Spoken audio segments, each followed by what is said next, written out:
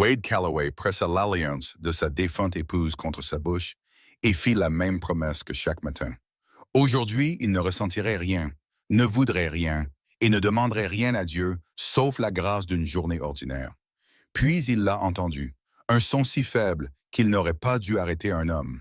Une voix d'enfant, étouffée et désespérée, venant de l'intérieur de son propre chariot. Il a soulevé la bâche. Deux petites filles le regardèrent, les joues creuses et tremblantes.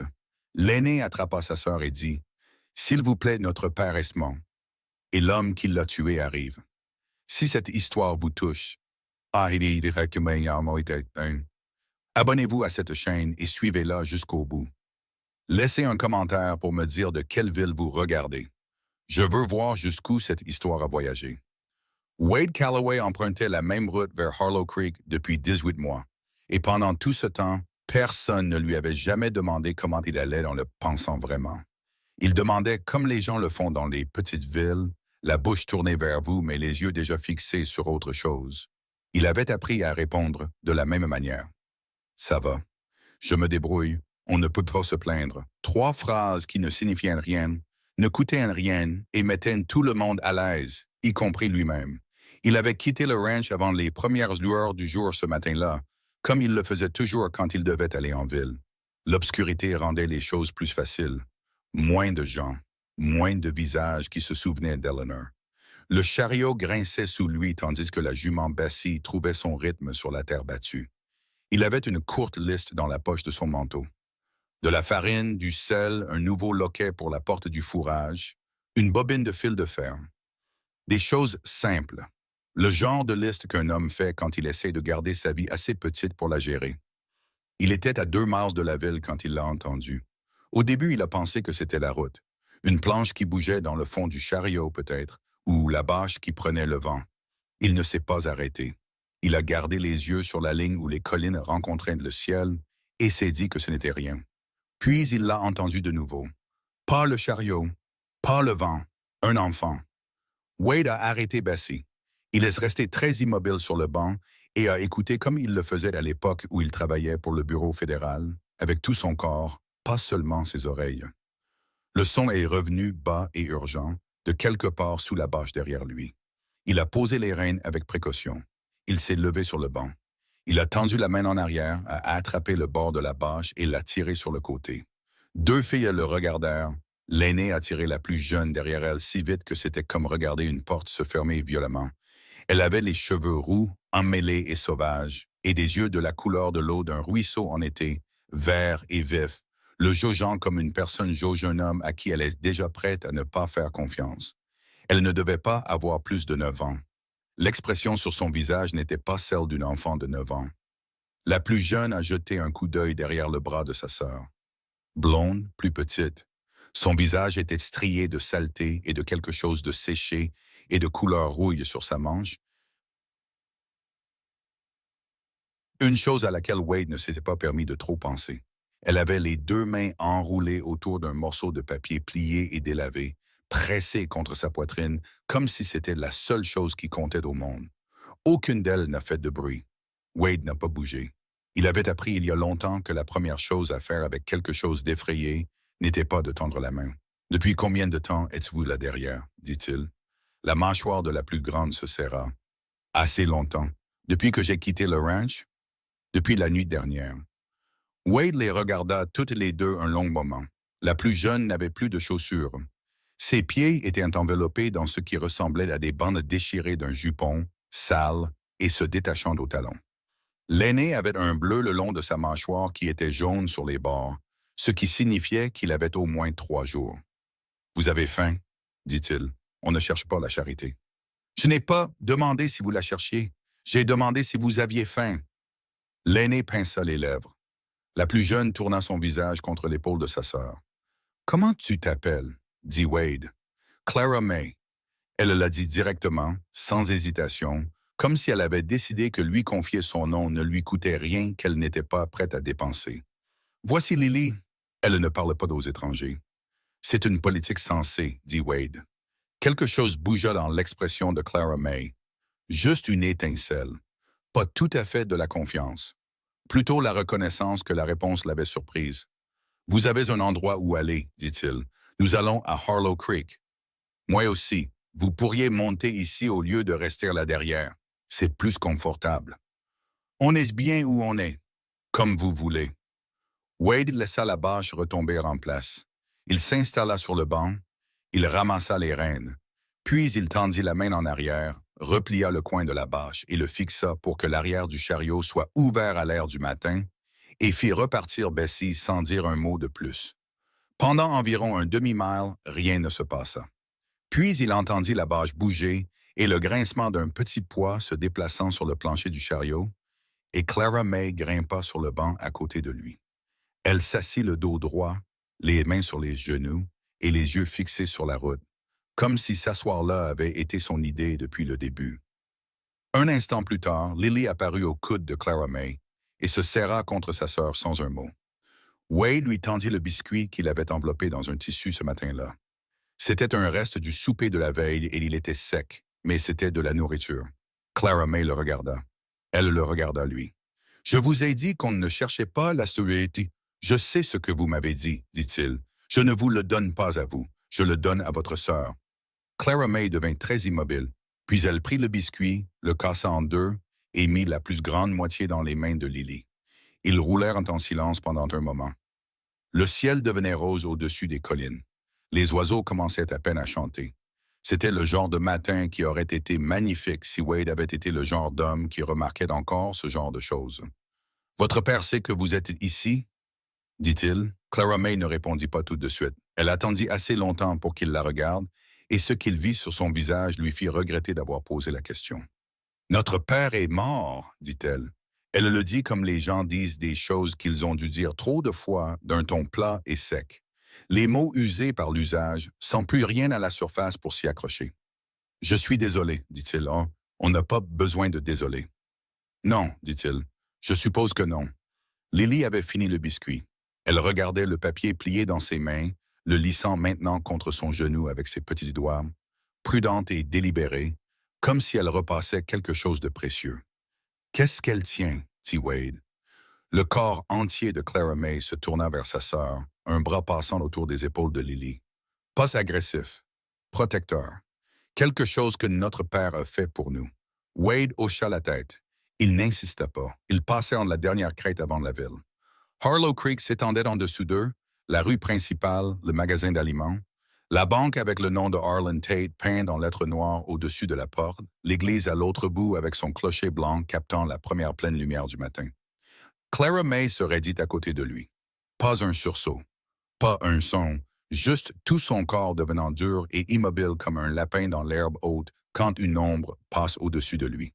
« Il va nous chercher, dit-elle. » Sa voix avait baissé. « Il a envoyé des hommes hier. C'est pour ça qu'on a dû bouger. On se cachait dans la livrée avant. Quand on les a entendus arriver, on a couru, et votre chariot était le seul. » Elle s'arrêta. « On n'avait pas le choix. Qui vous cherche? » Elle tourna la tête et le regarda en plein visage pour la première fois. Ses yeux verts, calculateurs et épuisés, et plus vieux que les yeux d'une enfant de 9 ans n'avaient le droit de l'être. « Harlan Tate, dit-elle. » Les mains de Wade se resserrèrent sur les rênes une fois. Juste une fois. Il garda son visage impassible. « Vous le connaissez, dit Clara May. » Elle l'avait remarqué. Elle remarquait tout. « Je le connais de nom, dit Wade prudemment. Il possède la moitié du comté, dit-elle. Il possède la banque et les contrats de céréales, et il a l'adjoint McCain, qui fait tout ce qu'il lui dit de faire. Elle fit une pause.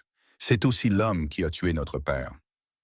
Bessie continua de marcher. Le chariot grinça. En bas, la ville se réveillait. De la fumée commençait à sortir des cheminées. Une porte s'ouvrait quelque part le long de la rue principale. Wade regarda la route pendant un long moment sans parler. « Comment sais-tu ça? » dit-il finalement. « Parce que papa m'a parlé de lui. » La voix de Clara May était devenue basse, mais elle n'était pas devenue douce. Il y avait une différence et elle le savait. Il m'a dit que si quelque chose lui arrivait, ce serait à cause de la terre. Il avait 22 acres à l'est de Miller's Creek. Le rapport d'arpentage du charbon est revenu positif il y a 3 mois. Papa m'a montré le papier. Il a dit que Tate le pressait de vendre depuis 2 ans et qu'il n'arrêtait pas de dire non. Elle baissa les yeux sur ses mains. Il est mort 6 semaines plus tard, tombé de la crête au-dessus du pâturage nord. Elle releva les yeux. Notre père n'est pas tombé. Le chariot continua de rouler. Wade pensa à ce que coûtait à une fillette de 9 ans de dire ces mots avec autant de fermeté, et il sentit quelque chose dans sa poitrine qu'il n'avait pas senti depuis 18 mois. Pas du chagrin, pas du vide, quelque chose de plus vieux et de plus dur que l'un ou l'autre, quelque chose qui avait été endormi. « Tu es allé voir McCain, dit-il. Papa m'a dit de ne pas faire confiance à McCain. Un tanapin, il avait raison. Comment le sais-tu? Parce que le matin après la mort de papa, avant même que j'aie dit à qui que ce soit ce que je savais, McCain est venu à la pension où nous logions et nous a dit, à Lily et à moi, que M. Tate avait très gentiment proposé de nous prendre comme pupilles. Sa voix resta plate et prudente, comme la voix de quelqu'un qui porte quelque chose de lourd et ne veut pas que vous voyiez à quel point c'est lourd. Il a dit que nous avions de la chance. Il a dit que tous les hommes ne prendraient pas en charge 2 filles sans famille et sans argent. Qu'as-tu fait? Je l'ai remercié et j'ai souri, dit Clara May. Et j'ai gardé mon visage parfaitement immobile tout le temps. Et cette nuit-là, j'ai pris Lily et nous sommes partis. Lily, qui avait écouté tout cela, pressée contre le côté de sa sœur, tourna son visage vers Wade juste un instant. Ses yeux étaient ombres et sérieux, et elle ne dit pas un mot.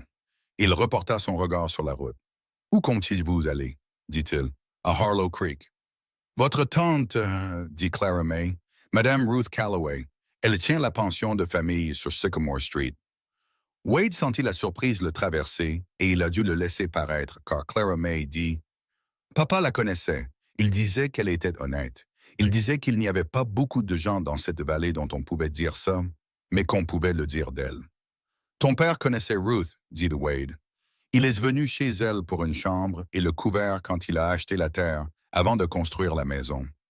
Elle l'a laissé rester 3 mois et ne lui a pas facturé de supplément pour les semaines difficiles. » Clara May fit une pause.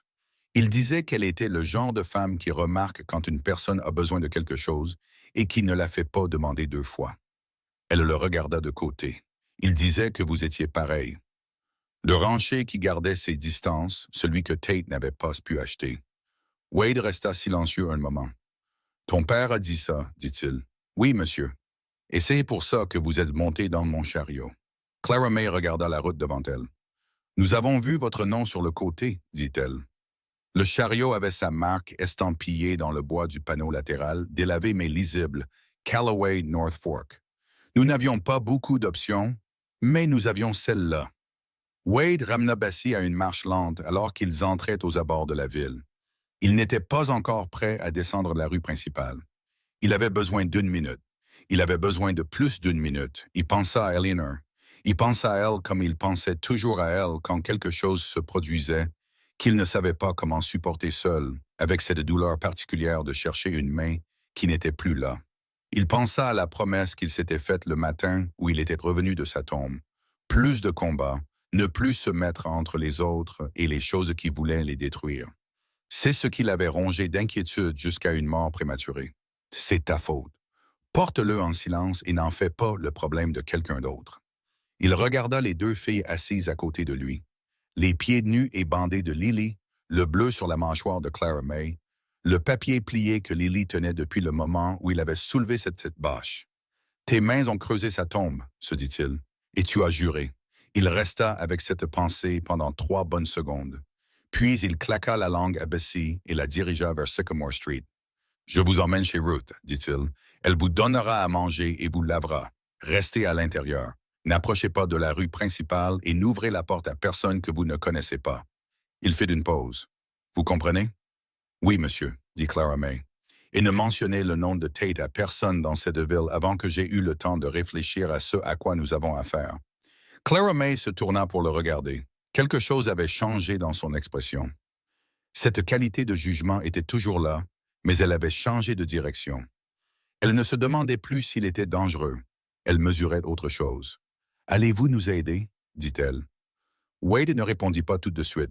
Il arrêta le chariot à 2 bâtiments de la pension de Ruth, serra le frein et resta là un moment, les mains lâches sur les rênes. « Je n'ai pas encore décidé, dit-il. » Clara May soutint son regard. Elle avait la patience de quelqu'un qui avait appris que presser une personne ne vous donnait jamais ce dont vous aviez réellement besoin. C'est honnête, dit-elle finalement. J'essaye de l'être. Elle hocha la tête une fois, lentement et sérieusement, et descendit du banc.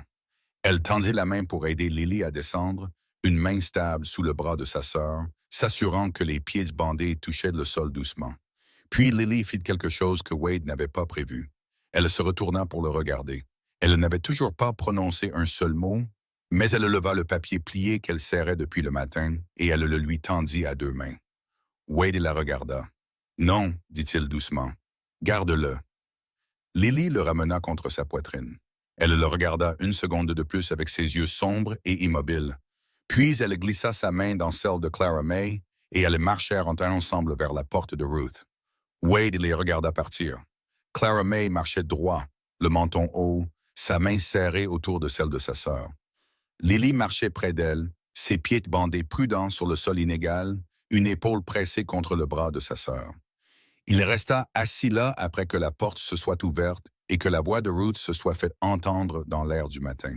« Seigneur Tout-Puissant, entrez, entrez tout de suite. » Et après que la porte se soit refermée derrière elle et que la rue soit redevenue silencieuse, il resta là, les mains sur les rênes, et pensa au nom de Harlan Tate peint en lettres noires au-dessus de la porte de la banque. Il pensa à un homme qui avait souri à l'église, parrainé l'école, posé sa main sur l'épaule d'une fillette de 9 ans et lui avait dit qu'elle avait de la chance. Il pensa à un père qui avait travaillé seul sur 22 acres, construit d'une maison, refusé de vendre et fini au bas d'une crête dans le pâturage nord. Il pensa à un morceau de papier plié qu'une fillette de 6 ans avait serré contre sa poitrine toute la nuit à l'arrière du chariot d'un étranger, parce que c'était la dernière chose que son père avait faite pour elle. Wade Calloway s'était promis qu'il en avait fini avec les combats. Il commençait à soupçonner qu'il s'était trompé à ce sujet. Il descendit du chariot, attacha Bessie au poteau et entra par la porte d'entrée de Ruth. Ruth était déjà au fourneau. Clara May et Lily étaient assises à la table de la cuisine. Lily avait maintenant le papier déplié devant elle, et juste un instant, de là où il se tenait dans l'embrasure de la porte, Wade put voir ce qu'il y avait dessus. Un croquis au crayon d'une petite maison, un porche, 2 fenêtres, et en bas, d'une écriture soignée d'homme pour Clara May et Lily quand nous y serons. Il détourna le regard. Ruth se tourna des fourneaux. Elle avait 58 ans et les yeux d'une femme qui avait cessé d'être surprise par la capacité du monde à la cruauté depuis au moins 20 ans, ce qui la rendait en quelque sorte plus redoutable, pas moins. Elle regarda les filles. Elle regarda Wade. « Tu veux me dire ce qui se passe? » dit-elle. « Je veux te le dire, dit-il, mais j'ai besoin que tu entendes tout avant de dire quoi que ce soit. » Elle posa la cuillère en bois. Elle croisa les bras. « Parle, dit-elle. » Il le fit. Quand il arriva au nom de Harlan Tate, quelque chose traversa le visage de Ruth qui n'était pas de la surprise. C'était l'expression d'une femme qui avait vu une chose particulière arriver sur la route depuis très longtemps et qui venait de la voir enfin arriver. Samuel Dunning était un homme bon, dit-elle doucement quand Wade eut fini. Il s'est assis à cette table. Elle fit un signe de tête vers la table de la cuisine où Clara May et Lily étaient assises. Il est resté ici 3 mois. Chaque dimanche, il parlait de ce qu'il allait construire pour ses filles. Elle pinça les lèvres, et j'ai su quand ils m'ont dit qu'il était tombé de cette crête que ce n'était pas un accident. Je le savais, je n'avais juste pas... Elle s'arrêta. « Tu n'avais rien de solide, dit Wade. Je suis une femme qui tient une pension de famille, dit-elle. Qu'est-ce que j'allais faire? Entrer dans la banque de Tate et l'accuser? Non, dit Wade, ce n'est pas que nous allons faire. Ruth le regarda un moment, puis elle regarda les filles. Lily avait replié le papier avec soin et le tenait à nouveau. Nous, dit Ruth. Oui, madame. Elle le regarda de nouveau. Son menton se leva légèrement, l'angle d'une femme qui avait pris une décision et n'allait pas en démordre. Alors tu ferais mieux de t'asseoir, dit-elle, parce que si nous faisons ça, nous le faisons bien. Et le faire bien prendra plus d'un matin. Wade tira une chaise. Clara May le regarda s'asseoir. Elle avait écouté chaque mot comme elle écoutait tout, avec une attention complète et sans rien gaspiller. Maintenant, elle le regardait avec ses yeux verts, et ce qu'il y avait en eux était différent de ce qu'il y avait eu quand il avait soulevé la bâche pour la première fois. Ce n'était pas de la confiance, exactement. C'était quelque chose de plus précoce que la confiance. quelque chose qui venait avant, quelque chose qui devait exister avant que la confiance puisse grandir. C'était la reconnaissance qu'il n'était pas parti. Wade la regarda en retour. Il pensa à ce que signifiait être décidé au lieu d'avoir peur. Il pensa à Eleanor et à la promesse qu'il avait faite au-dessus de sa tombe, et à savoir si l'homme qu'elle avait aimé était celui qui tenait cette promesse, ou celui qui savait au plus profond et au plus honnête de lui-même que certaines choses valaient le prix. Il prit la tasse de café que Ruth avait posée devant lui. Dehors, Harlow Creek était maintenant complètement réveillé. Quelque part dans la rue principale, la porte de la banque s'ouvrit. Ruth prépara des œufs, et elle les prépara sans demander ce que chacun voulait, ce qui était la forme de gentillesse la plus efficace que Wade ait jamais vue. Elle posa les assiettes, versa le café, et s'assit en face de lui à la table, sans dire un mot, jusqu'à ce que Clara May ait mangé la moitié de son assiette et que Lily ait mangé toute la sienne. Puis Ruth dit « Montre-moi ». Clara May leva les yeux. « Vous montrez quoi? »« Ce que tu as, ce avec quoi tu es venu. » Ruth croisa les mains sur la table. « Un homme comme Samuel Dunning n'a pas élevé une fille comme toi sans s'assurer qu'elle avait quelque chose à porter. Alors montre-moi ce que tu portes. » Clara May resta silencieuse un moment. Elle regarda Wade. Il ne lui rendit rien. Ni encouragement, ni prudence. Juste son attention. Parce que c'était sa décision, pas la sienne. Clara May plongea la main dans le devant de sa robe et en sortit un morceau de toile cirée pliée, solidement noué avec une lanière de cuir. Elle le posa sur la table et le dénoua avec des doigts prudents et exercés. À l'intérieur de la toile cirée se trouvaient 2 morceaux de papier. Elle les lissa. Le premier était le rapport d'arpentage du charbon. 3 colonnes de chiffres et un croquis de la carte des 22 acres avec le nom de Samuel Dunning imprimé en haut et la signature de l'arpenteur en bas. Le second était une lettre manuscrite datée de 5 semaines avant la mort de Samuel. « Il l'a écrite au juge Harding à Billings », dit Clara May. « Il l'a écrite la même semaine où Tate a envoyé 2 hommes à la maison pour lui dire que l'offre n'allait pas rester ouverte très longtemps. » Elle toucha le bord de la lettre. « Il m'a dit que si quelque chose lui arrivait, cette lettre devait aller au juge. Il a dit que le juge Harding était le seul homme dans 3 comtés que Tate n'avait pas pu atteindre. » Ruth se pencha en avant et lut la lettre sans la toucher. Wade la lut de là où il était assis. Samuel Dunning avait écrit dans un langage simple et prudent sur la campagne de pression que Tate menait depuis 2 ans. Il nommait des dates, il nommait les hommes que Tate avait envoyés. Il décrivait 2 incidents spécifiques. Une clôture coupée dans la nuit et un détournement d'eau qui avait mal tourné en amont d'une manière qui ne pouvait pas être accidentelle. Il l'avait écrit comme un homme écrit quelque chose qu'il sait pourrait avoir de l'importance après sa mort, sans drame, sans colère, juste les faits dans l'ordre où ils se sont produits. En bas, il avait écrit « Je ne suis pas un homme porté à la peur, mais je suis un homme porté à l'honnêteté et je serai honnête ici. Je crois que Harlan Tate a l'intention de prendre ma terre, que j'accepte de la vendre ou non.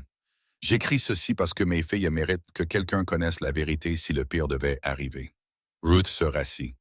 Elle posa sa main sur ses yeux un instant, juste brièvement, comme le fait une personne quand quelque chose confirme ce qu'elle savait déjà et que le savoir fait encore mal. « Il a s'écrit ça et il est quand même resté, » dit Wade. « Cette terre était tout ce qu'il avait, » dit Clara May. « Il l'a travaillé pendant 4 ans. Il a construit la maison lui-même. Il n'allait pas laisser Tate le chasser. » Elle fit une pause. Il pensait que la lettre suffirait. Il pensait que si Tate savait qu'il l'avait écrit et envoyé quelque part en sécurité, Tate reculerait. Sa voix ne vacilla pas, mais quelque chose derrière elle le fit. Il s'est trompé sur ce point. Lily tendit la main et la posa sur celle de Clara May sans lever les yeux de la table. Wade prit le rapport d'arpentage du charbon. Il regarda les chiffres. Il le reposa. « Ce rapport vaut beaucoup d'argent, dit-il. Papa le savait. Tate le savait aussi. Oui. Ce qui signifie que Tate ne vous cherche pas seulement parce que vous vous êtes enfui, dit Wade. Il vous cherche parce que vous avez ça. Sans ça, il peut prétendre que le transfert de la terre était net. Avec ça entre vos mains, il y a une trace écrite qui commence avec le nom de Samuel Dunning et se termine avec un homme mort et un acte de propriété falsifié. » Clara May le regarda fixement. « C'est ce que je me suis dit. Tu t'es dit ça à 9 ans. Papa me l'a expliqué, dit-elle. Il a dit que je devais comprendre ce que valait la terre, parce que si quelque chose lui arrivait, des hommes essaieraient de me dire qu'elle ne valait rien. Il voulait que je connaisse le chiffre. Ruth émit un son qui n'était ni tout à fait un rire, ni tout à fait un sanglot. Seigneur Samuel, dit-elle doucement à personne en particulier. Wade croisa les mains sur la table et regarda les deux documents. Il pensa au nom de Harlan Tate au-dessus de la porte de la banque. Il pensa à l'adjoint McCain qui s'était présenté à une pension le matin après la mort d'un homme et avait dit à sa fille de 9 ans qu'elle avait de la chance. Il pensa à la crête au-dessus du pâturage nord. C'est à quelle distance, dit-il. La terre. 4 miles à l'est, dit Clara May. Après Miller's Creek, il y a une borne en pierre au coin sud que papa a posée lui-même. Y a-t-il quelqu'un dessus maintenant? Tate y a mis 2 hommes la semaine après la mort de papa. Il a dit que c'était pour protéger la propriété jusqu'à ce que la succession soit réglée. Sa mâchoire se serra sur le dernier mot. J'ai entendu une des femmes de la pension dire que la succession était déjà réglée, que les papiers sont passés par le bureau des terres de Billings il y a 3 semaines. 3 semaines, dit Wade. Oui. Et ton père est mort il y a 6 semaines. Oui. Donc les papiers sont passés 3 semaines après sa mort. Wade regarda Ruth. C'est rapide. C'est Tate, dit Ruth. Il a un homme au bureau des terres de Billings, depuis des années. Tout le monde le sait et personne ne le dit à voix haute, parce que le dernier homme qui l'a dit a perdu son contrat de pâturage en moins d'1 mois. C'était qui? Ed Farlow. Il a un ranch au nord, après la crête. Il peine à s'en sortir depuis. Ruth regarda Wade. Il est venu me voir l'hiver dernier. M'a raconté ce qui s'était passé. A dit qu'il avait appris sa leçon sur le fait de parler. Est-ce qu'il se dédierait, dit Wade. Si ça comptait. Ruth y réfléchit. Ed Farlow est un homme effrayé, dit-elle. Les hommes effrayés peuvent aller dans un sens ou dans l'autre, selon ce qui les effraie le plus. Wade hocha lentement la tête. Il construisait quelque chose dans sa tête. Pas encore un plan, juste la forme d'un plan. Les grandes lignes de ce dont un plan aurait besoin. Il avait passé assez d'années au bureau fédéral pour savoir que les affaires ne se construisaient pas en un matin. Elles se construisaient une pièce par pièce, en commençant par la plus petite chose solide que vous aviez et en y ajoutant soigneusement, comme on construit une clôture sur un sol rocheux. Un poteau à la fois. Y a-t-il un avocat à Harlow Creek? Dit-il. L'expression de Ruth changea. Il y a Denton Marsh. Il a un bureau au-dessus du magasin général. Il est adéquat. Elle fit une pause. Il est aussi nerveux. Il a eu 2 affaires en 3 ans qui ont mal tourné d'une manière qui ressemblait beaucoup à de l'ingérence et il le sait. Mais ce n'est pas l'homme de Tate. Non, c'est un homme qui a appris à être prudent. Il y a une différence. Un homme prudent peut encore être utile, dit Wade, s'il comprend qu'être prudent et être utile ne sont pas mutuellement exclusifs. Ruth le regarda avec ses yeux impassibles. Tu parles comme un homme qui a déjà fait ça, dit-elle. Ce n'était pas tout à fait une question. Il laissa planer un moment. J'ai fait quelque chose de semblable, dit-il. Elle n'insista pas. C'était une des choses à propos de Ruth. Elle comprenait la différence entre ce qu'elle avait besoin de savoir maintenant et ce qui pouvait attendre. Clara May avait écouté tout cela les mains à plat sur la table et les yeux se déplaçant entre eux, suivant chaque mot. Elle faisait la même chose qu'elle avait faite toute la matinée. Mesurer, calculer, classer les choses. Wade avait commencé à comprendre que c'était simplement sa nature. Pas méfiante, pas craintive, juste minutieuse. Et le juge, dit-elle, celui à qui papa a écrit la lettre, le juge Harding. C'est par là que nous commençons, dit Wade. Mais nous ne pouvons pas simplement envoyer la lettre. Si nous envoyons la lettre seule, Tate la prendra avant Harding et la lettre disparaîtra, ainsi que notre meilleure preuve. Alors nous y allons nous-mêmes, dit Clara May. Pas encore. D'abord, je dois savoir ce qu'il y a d'autre. Ton père était un homme prudent. Un homme prudent qui savait qu'il était en danger, qui a écrit une lettre à un juge et qui a tout expliqué à sa fille de 9 ans au cas où quelque chose arriverait. Cet homme ne s'est pas arrêté à une seule couche de protection. Clara May était silencieuse. Y a-t-il autre chose? Dit Wade. Elle le regarda un long moment. Puis elle regarda Lily. Lily n'avait pas bougé. Elle était assise, les mains sur les genoux, le papier plié contre son genou et les yeux sur la table. Mais au regard de Clara May, elle leva lentement la main, souleva le bord de son col et tira un mince cordon qui pendait à son cou. Au bout du cordon se trouvait une petite clé en fer. Clara May se tourna vers Wade. Il y a un coffre-fort, dit-elle. Papa le gardait à l'église, mais il a donné la clé à Lily pour qu'elle la porte parce qu'il disait que personne ne penserait à regarder autour du cou d'une petite fille. Elle fit une pause. Le révérend Aldous connaissait Samuel. Il gardait la boîte à l'arrière de la sacristie.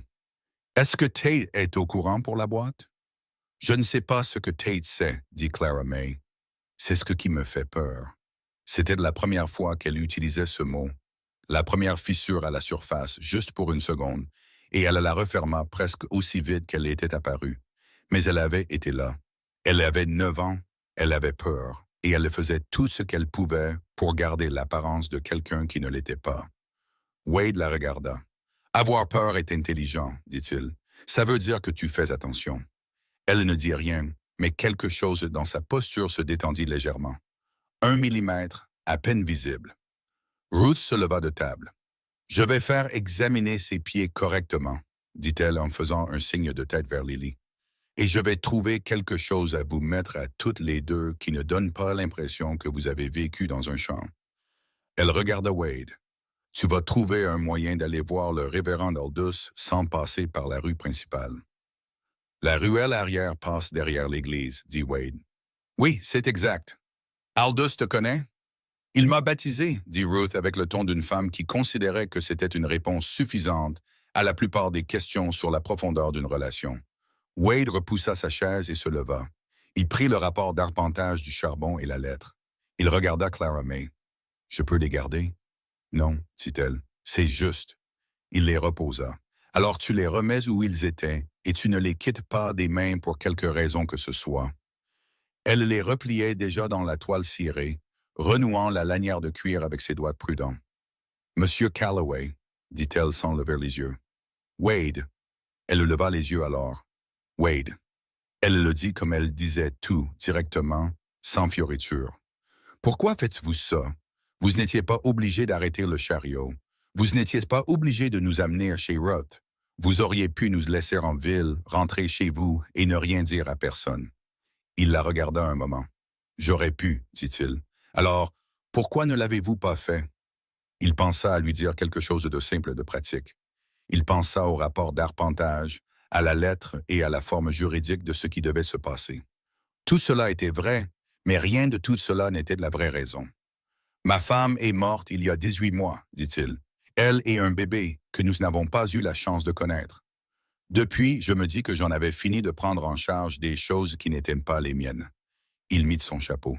Et puis, j'ai soulevé cette bêche. Clara May le regarda un long moment. Ses yeux verts étaient très stables. « Je suis désolé pour votre femme, » dit-elle. « Je suis désolé pour ton père, » dit-il. Ils se regardèrent à travers la table de la cuisine un instant.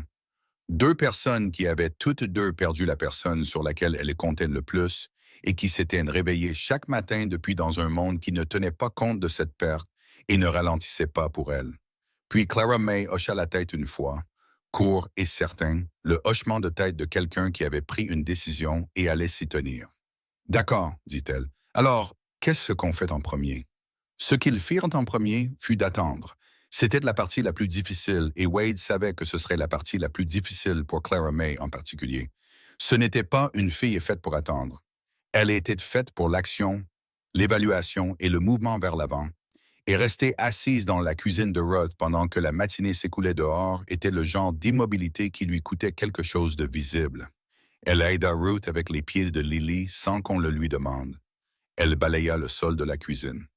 Elle s'assit à table et regarda Lily dormir sur le petit lit de camp que Ruth avait installé près du poêle, et elle ne regarda pas la fenêtre plus d'une fois toutes les quelques minutes, ce qui pour une fille comme Clara May était un acte de retenue significatif. Wade passa la matinée à faire deux choses. La première fut de s'asseoir à la table de Ruth et d'écrire tout ce qu'il savait de la manière prudente et méthodique qu'on lui avait enseignée. Non, des séquences des événements tels que Clara May les avait décrits, les documents qu'il avait vus, les noms que Ruth lui avait donnés. Il l'écrivit 2 fois. Il garda une copie et donna l'autre à Ruth avec pour instruction de la mettre quelque part qui n'était pas la maison. La deuxième chose qu'il fit fut de parler à Hector. Hector Vane était le plus proche voisin de Wade depuis 11 ans.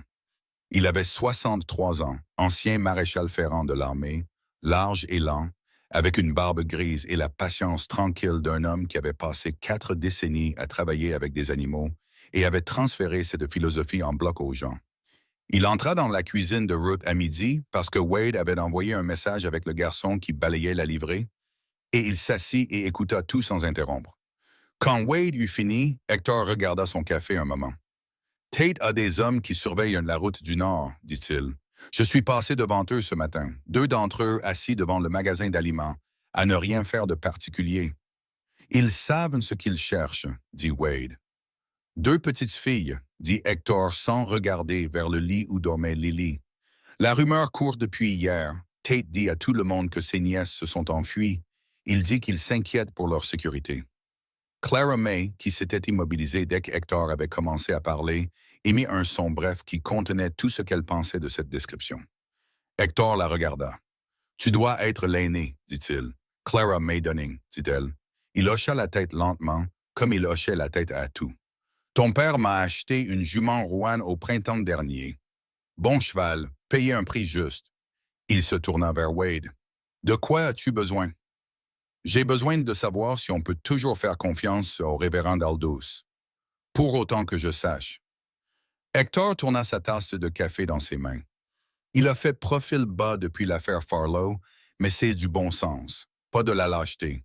Il y a une différence. C'est ce que Ruth a dit. Ruth a généralement raison. Hector regarda par la fenêtre vers la ruelle arrière. Je peux aller voir Aldous cet après-midi. J'ai des affaires légitimes à l'église. Je suis au comité de construction et il y a une question de toit à discuter. Personne ne se posera de questions si je rentre par l'arrière. Il fit une pause. Tu veux que je mentionne le coffre-fort.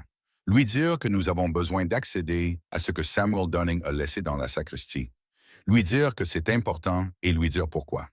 Et s'il est nerveux, lui dire que l'alternative est que Harlan Tate s'en tire, dit Wade, et lui demander s'il est à l'aise de prononcer le prochain sermon en sachant cela. Hector resta silencieux un moment, puis quelque chose bougea dans son expression, une sorte de certitude lente et établie, le regard d'un homme qui avait tourné autour d'une décision pendant un certain temps et venait de s'y arrêter. « J'irai cet après-midi, dit-il. Il se leva, finit son café, remit son chapeau sur sa tête et sortit par la porte arrière sans cérémonie. C'était Hector. Il n'annonçait pas les choses, il les faisait simplement. Ruth revint dans la cuisine depuis l'arrière-salle. Elle regarda la chaise vide où Hector s'était assis. « Un homme bon, dit-elle. « Oui, madame. » Clara May se tenait maintenant à la fenêtre, ne regardant pas dehors, juste debout près d'elle, les bras croisés sur la toile cirée serrée contre sa poitrine. Sa mâchoire était serrée de la manière particulière dont elle se serrait quand elle tenait quelque chose ensemble, par la seule force de sa volonté. Wade s'approcha et se tint à côté d'elle. Pas assez près pour l'envahir, juste présent.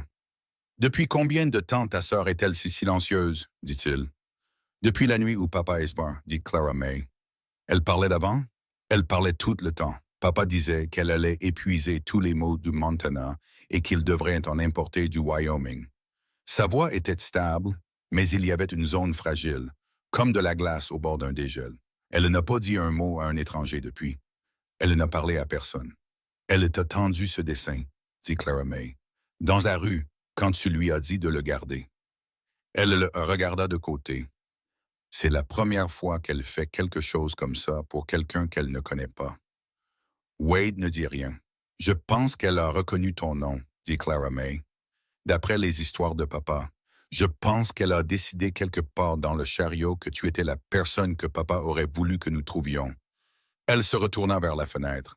Elle a généralement raison sur les gens, même mieux que moi. La lumière de l'après-midi s'étendait longue et silencieuse dans la pièce. Quelque part dans la rue, un cheval passa, ses sabots tranquilles sur la terre battue. Dans la cuisine de Ruth, le feu dans le poêle s'était calmé pour devenir une chaleur stable et patiente. Wade Calloway pensa à une fillette de 6 ans qui avait cessé de parler au monde après qu'il lui ait pris son père et qui avait tendu un morceau de papier à 2 mains à un étranger dans une rue de Harlow Creek. Il pensa à ce que signifiait le fait qu'elle ait fait cela. Il pensa au coût de ce petit geste et à ce qu'elle avait décidé qu'il valait. Il tira la chaise de la table et se rassit. Il prit sa plume. Il ajouta 3 autres noms à la liste devant lui. Il y avait du travail à faire et la journée n'était pas encore à moitié terminée. Hector revint à 4 heures avec de la boue sur ses bottes et une expression que Wade avait appris à lire en 11 ans de voisinage. C'était l'expression d'un homme qui avait trouvé plus que ce qu'il était allé chercher et n'était pas entièrement sûr de ce qu'il en pensait. Il s'assit à la table de Ruth. Il posa son chapeau sur le bois à côté de lui. Il regarda Wade, puis Clara May, qui n'avait pas bougé de plus de 3 mètres de la table en 3 heures, et n'allait pas prétendre qu'elle n'allait pas écouter chaque mot. Aldous avait la boîte, dit Hector. Il l'a depuis 6 semaines, et il en perd le sommeil depuis tout ce temps. Il fit une pause. Il voulait devenir lui-même, mais je lui ai dit de ne pas bouger. Trop d'yeux sur l'église en ce moment. Tate a un homme assis sur le banc, en face des marches de l'entrée depuis ce matin. Il surveille l'église spécifiquement, dit Wade. Il surveille toute la rue, mais l'église est dans sa ligne de mire. Hector plongea la main dans son manteau et en sortit une boîte en fer blanc plate, pas beaucoup plus grande qu'un livre, avec une simple serrure en fer sur le devant. Il la posa sur la table. Lily était réveillée sur le lit de camp. Elle se redressa quand elle vit la boîte. Elle regarda Clara May. Clara May leva la main et retira le cordon de son cou. Elle posa la petite clé en fer sur la table à côté de la boîte et regarda Wade. « Ouvre-la, dit-elle. » Il la regarda. « C'est à toi. »« Je sais que c'est à moi, dit-elle. Je veux que tu l'ouvres parce que je veux que tu vois tout en même temps que moi. Je ne veux pas qu'il y ait quoi que ce soit dedans que tu n'aies pas vu de tes propres yeux. » Il comprit ce qu'elle faisait. Elle faisait de lui un témoin. À 9 ans, elle comprenait le poids juridique d'un témoin. Wade prit la clé. Il ouvrit la boîte. À l'intérieur se trouvaient 3 objets. Le premier était un acte de propriété, l'acte original des 22 acres, au nom de Samuel Dunning, dûment enregistré et tamponné par le Bureau des terres de Billings, daté de 4 ans. Le deuxième était un document plié qui s'est avéré être une copie du rapport d'arpentage du charbon, différent de celui que portait Clara May. Celui-ci portait le sceau personnel de l'arpenteur pressé dans le papier, ce qui en faisait une copie certifiée conforme ayant une valeur légale. Le troisième était un petit carnet relié en cuir, du genre qu'un homme porte dans sa poche de poitrine, rempli de l'écriture de Samuel Dunning au crayon. Wade ouvrit le carnet avec précaution. C'était un registre. Des dates remontant à 2 ans, écrites en courte entrée factuelle. Chaque visite des hommes de Tate, chaque menace, directe ou implicite, chaque incident sur la propriété, la clôture coupée, le détournement d'eau, un incendie dans la petite remise qui avait été classée comme un accident. Samuel avait noté des noms. Il avait noté des mots exacts, cités par endroits avec des guillemets, comme un homme note les choses quand il sait qu'il pourrait avoir besoin de les répéter plus tard devant quelqu'un d'officiel. La dernière entrée était datée de 4 jours avant la mort de Samuel. Wade la lut. Puis il la relut. Puis il posa le carnet à plat sur la table, appuya ses 2 mains dessus et regarda le mur du fond un moment. « Quoi? » dit Clara May. Elle avait observé son visage tout le temps. Il tourna le carnet et le poussa vers elle. Il montra la dernière entrée. Clara May la lut. Elle la lut debout, les 2 mains sur la table, penchée en avant. À mi-chemin, elle cessa complètement de bouger. Elle finit de lire. Elle se redressa. « Il savait, dit-elle. Sa voix était devenue très basse. Il savait que ça allait arriver. Il a écrit le nom de l'homme que Tate a envoyé pour livrer le dernier message, dit Wade. Pas Tate lui-même, un homme nommé Cord Reston. Tu connais ce nom. Il est venu à la maison 2 fois, dit Clara May. Un grand homme, le contremaître de Tate. Ton père a écrit que Reston lui a dit, et je vais citer ceci directement. Wade prit le carnet et lut. Monsieur Dunning, Monsieur Tate voulait que je m'assure que vous compreniez qu'il est un homme patient, mais que sa patience a une fin naturelle et qu'elle se termine vendredi. Wade posa le carnet. C'était écrit 4 jours avant la mort de ton père. Il est mort un vendredi. La cuisine devint complètement silencieuse. Ruth était entrée du couloir arrière et se tenait dans l'embrasure de la porte. Elle avait une main contre le cadre de la porte. Elle ne dit rien. Hector regarda son chapeau sur la table. Sa mâchoire était serrée. Lily s'était levée du lit de camp et s'était approchée de la table sans que personne ne s'en aperçoive. Elle se tenait maintenant à côté de Clara May, son épaule pressée contre le bras de sa sœur, et elle regardait le carnet ouvert avec ses yeux sombres et immobiles. Clara May posa sa main à plat sur la page. Elle ferma le carnet. Elle regarda Wade. Cord Reston, dit-elle. Où est-il maintenant? Je ne sais pas encore. C'est lui. Je suis, pas Tate directement. Reston. Sa voix était très contrôlée. Trop contrôlée pour une enfant de 9 ans, ce qui signifiait que cela lui coûtait. Papa m'a dit que c'était comme ça que Tate travaillait. Il ne faisait pas les choses lui-même. Il envoyait des hommes. Reston fait les choses sur lesquelles Tate ne veut pas voir son nom. La même construction, presque mot pour mot, qu'elle avait utilisée il y a quelques jours à propos de l'adjoint. Elle avait écouté son père parler de cela pendant 2 ans et elle avait classé chaque mot quelque part en sécurité à l'intérieur d'elle-même, attendant le moment où elle aurait besoin de le récupérer. Clara May, dit Wade. Elle le regarda. J'ai besoin que tu me fasses confiance pour quelque chose. Quoi? J'ai besoin d'emmener ce carnet à Billings, au juge Harding. Pas l'envoyer, l'emmener. Dans mes mains, avec toi et ton témoignage pour le soutenir, ainsi que l'acte de propriété, le rapport d'arpentage certifié et la lettre de ton père. Il fit une pause. J'ai besoin de tout ça ensemble devant le seul homme dans 3 comtés qui n'est pas dans la poche de Tate, et j'en ai besoin là-bas avant que Tate ne découvre où vous êtes et ce que nous avons. Combien de temps avons-nous? Moins que je ne le voudrais, dit-il honnêtement. Clara May regarda la boîte en fer blanc. Elle regarda le carnet. Elle regarda la toile cirée pressée contre sa poitrine sous ses bras. Elle faisait des calculs derrière ses yeux verts, et Wade ne la pressa pas, car il avait appris au cours des 6 dernières heures que presser Clara May Dunning ne vous donnait jamais ce dont vous aviez réellement besoin. Si nous allons à Billings, dit-elle, et que Tate découvre que nous sommes partis. Il sait déjà que vous êtes en ville, dit Hector doucement. Ou il le soupçonne. Ces hommes qui surveillent la rue ne sont pas là par coïncidence. Donc rester est déjà dangereux, dit Wade.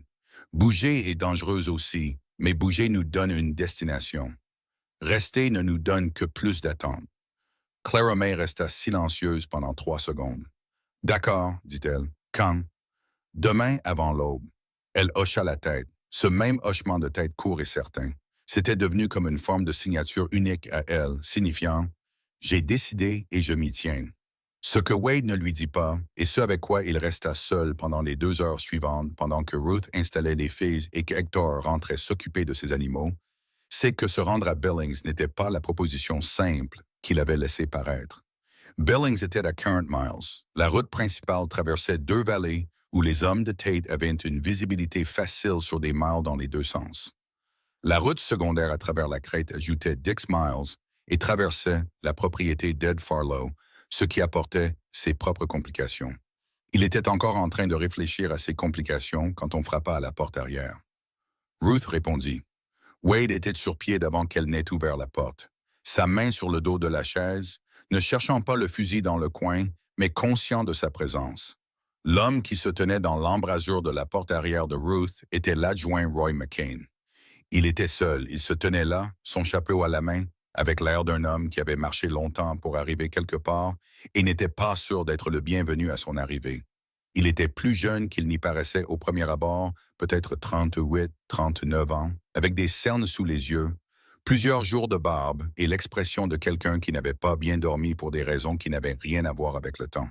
« Madame Calloway, dit-il à Ruth, je ne suis pas ici officiellement. Alors enlève cet insigne de ta chemise pendant que tu es dans mon entrée, dit Ruth, parce que je n'en veux pas dans ma maison. McCain tendit la main, détacha l'insigne et le mit dans la poche de son manteau. Il regarda Wade. J'ai entendu dire que tu étais ici, dit-il. J'ai besoin de te parler. Je t'écoute, dit Wade. Il ne l'invita pas à entrer et ne s'écarta pas. McCain regarda par-dessus son épaule vers la ruelle, puis de nouveau vers eux. Je peux entrer? Ça dépend de ce que tu es venu dire. McCain expira. C'était l'expiration d'un homme qui avait retenu quelque chose pendant longtemps. Je connaissais Samuel Dunning, dit-il. Pas bien, mais je le connaissais. C'était un homme juste. Je savais vers quoi Tate le poussait, et je n'ai rien fait illicement, et ses filles sont... Il s'arrêta. Il pinça les lèvres. Je sais qu'elles sont ici. Je le sais depuis ce matin.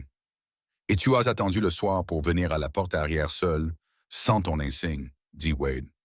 Oui. Pourquoi? Parce qu'il m'a fallu tout ce temps pour décider quelle chose me faisait le plus peur. dit McCain. Tate ou ça? Ruth émit un son derrière Wade qui était presque du mépris, mais pas tout à fait. C'était le son d'une femme qui retenait son jugement sur un homme qui essayait au moins d'être honnête à propos de sa lâcheté. Que c'est Tate? Dit Wade. Il sait que les filles sont quelque part en ville. Il ne sait pas où exactement. Je ne le lui ai pas dit. Une pause. Je ne le ferai pas. Tu lui as dit qu'elles étaient en ville? Je lui ai dit qu'on les avait vues sur la route de l'Est hier matin. C'était avant... McCain s'arrêta. Avant que je sache ce qu'il y avait à l'église. Wade devint très immobile. Que sais-tu de l'église? Aldous est venu me voir cet après-midi, dit McCain.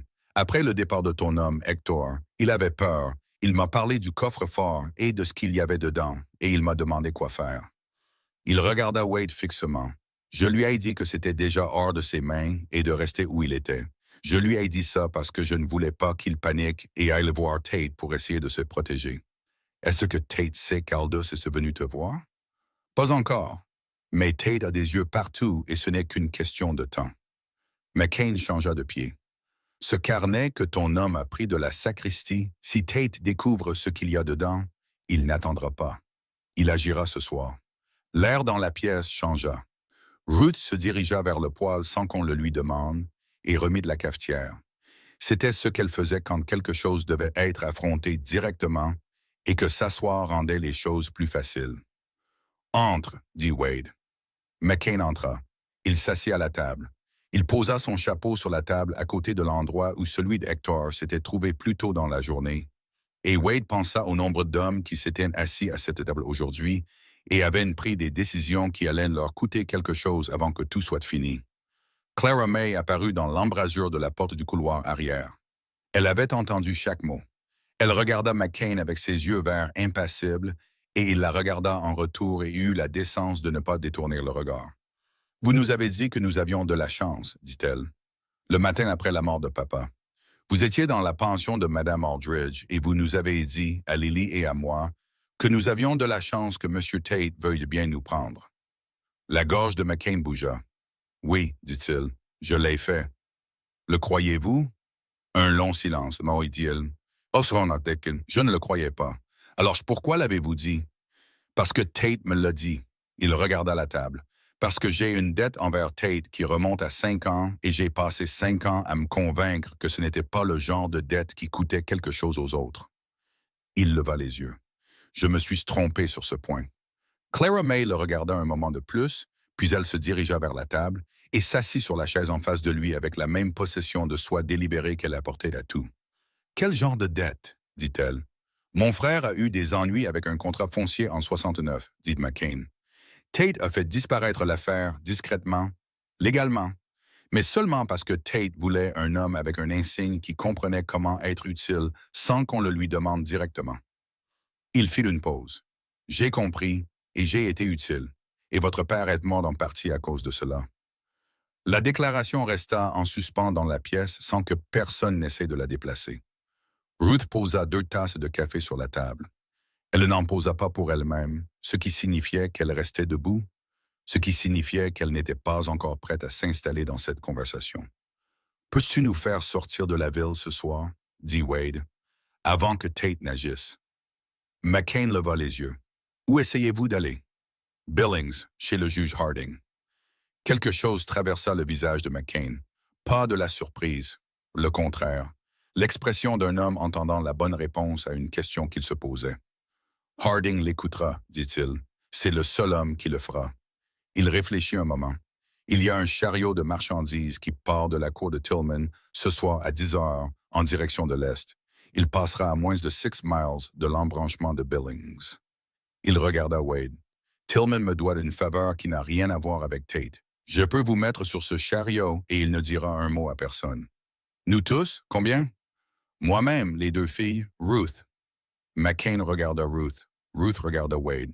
« J'y vais, » dit-elle sur un ton qui mettait fin à toute discussion ultérieure sur le sujet. « 4, dit Wade. « Ce sera serré, mais ça tiendra, dit McCain. « Vous devrez être à la cour de Tillman à 9h30. Passez par la ruelle sud et restez à l'écart de la rue principale. » Wade le regarda fixement un moment. Il avait passé assez de temps avec des hommes qui avaient fait de mauvais choix sous pression pour reconnaître la qualité particulière d'une personne essayant d'en défaire un. Cela n'absolvait rien, mais c'était quelque chose. Pourquoi, dit-il. McCain leva les yeux. Pas pourquoi, Billings. Pourquoi maintenant? Ce soir, tu aurais pu rester chez toi. Tu aurais pu te dire que tu n'en savais pas assez et laisser passer un jour de plus. Wade soutint son regard. Pourquoi ce soir? McCain resta silencieux un moment. Il regarda Clara May. Il regarda la porte où, quelque part au-delà du couloir arrière, Lily dormait sur son lit de camp avec le papier plié sous sa main. Parce que Tate m'a dit aujourd'hui de ramener ses filles avant le matin, dit-il. Et je suis resté là, j'ai hoché la tête et j'ai dit « Oui, monsieur », de la même manière que je dis « Oui, monsieur » depuis 5 ans. Il se tourna vers Wade, et je suis sorti de son bureau, j'ai continué à marcher, et je me suis retrouvé ici. Il posa ses 2 mains à plat sur la table. Je suppose que ça me dit quelque chose sur ce qui me fait le plus peur. Wade le regarda un long moment, puis il regarda Clara May. Clara May était assise, les mains jointes, les yeux suivant tout, et maintenant elle regardait McCain avec l'attention mesurée de quelqu'un faisant un calcul final. « Si vous nous aidez à arriver à Billings, dit-elle lentement, et que nous nous présentons devant le juge Harding, témoignerez-vous de ce que vous savez, de ce que Tate vous a dit de faire et quand? » Le visage de McCain fit quelque chose de compliqué. « Cela mettrait fin à tout ce que j'ai construit ici. » En effet, dit Clara May, elle ne l'adoucit pas. Il resta avec cette pensée un long moment. Le feu dans le poêle s'affaissa et crépita. Dehors, quelque part dans la rue, un cheval passa au pas. « Votre père, dit McCain finalement, vous amenait toutes les 2 en ville le samedi matin.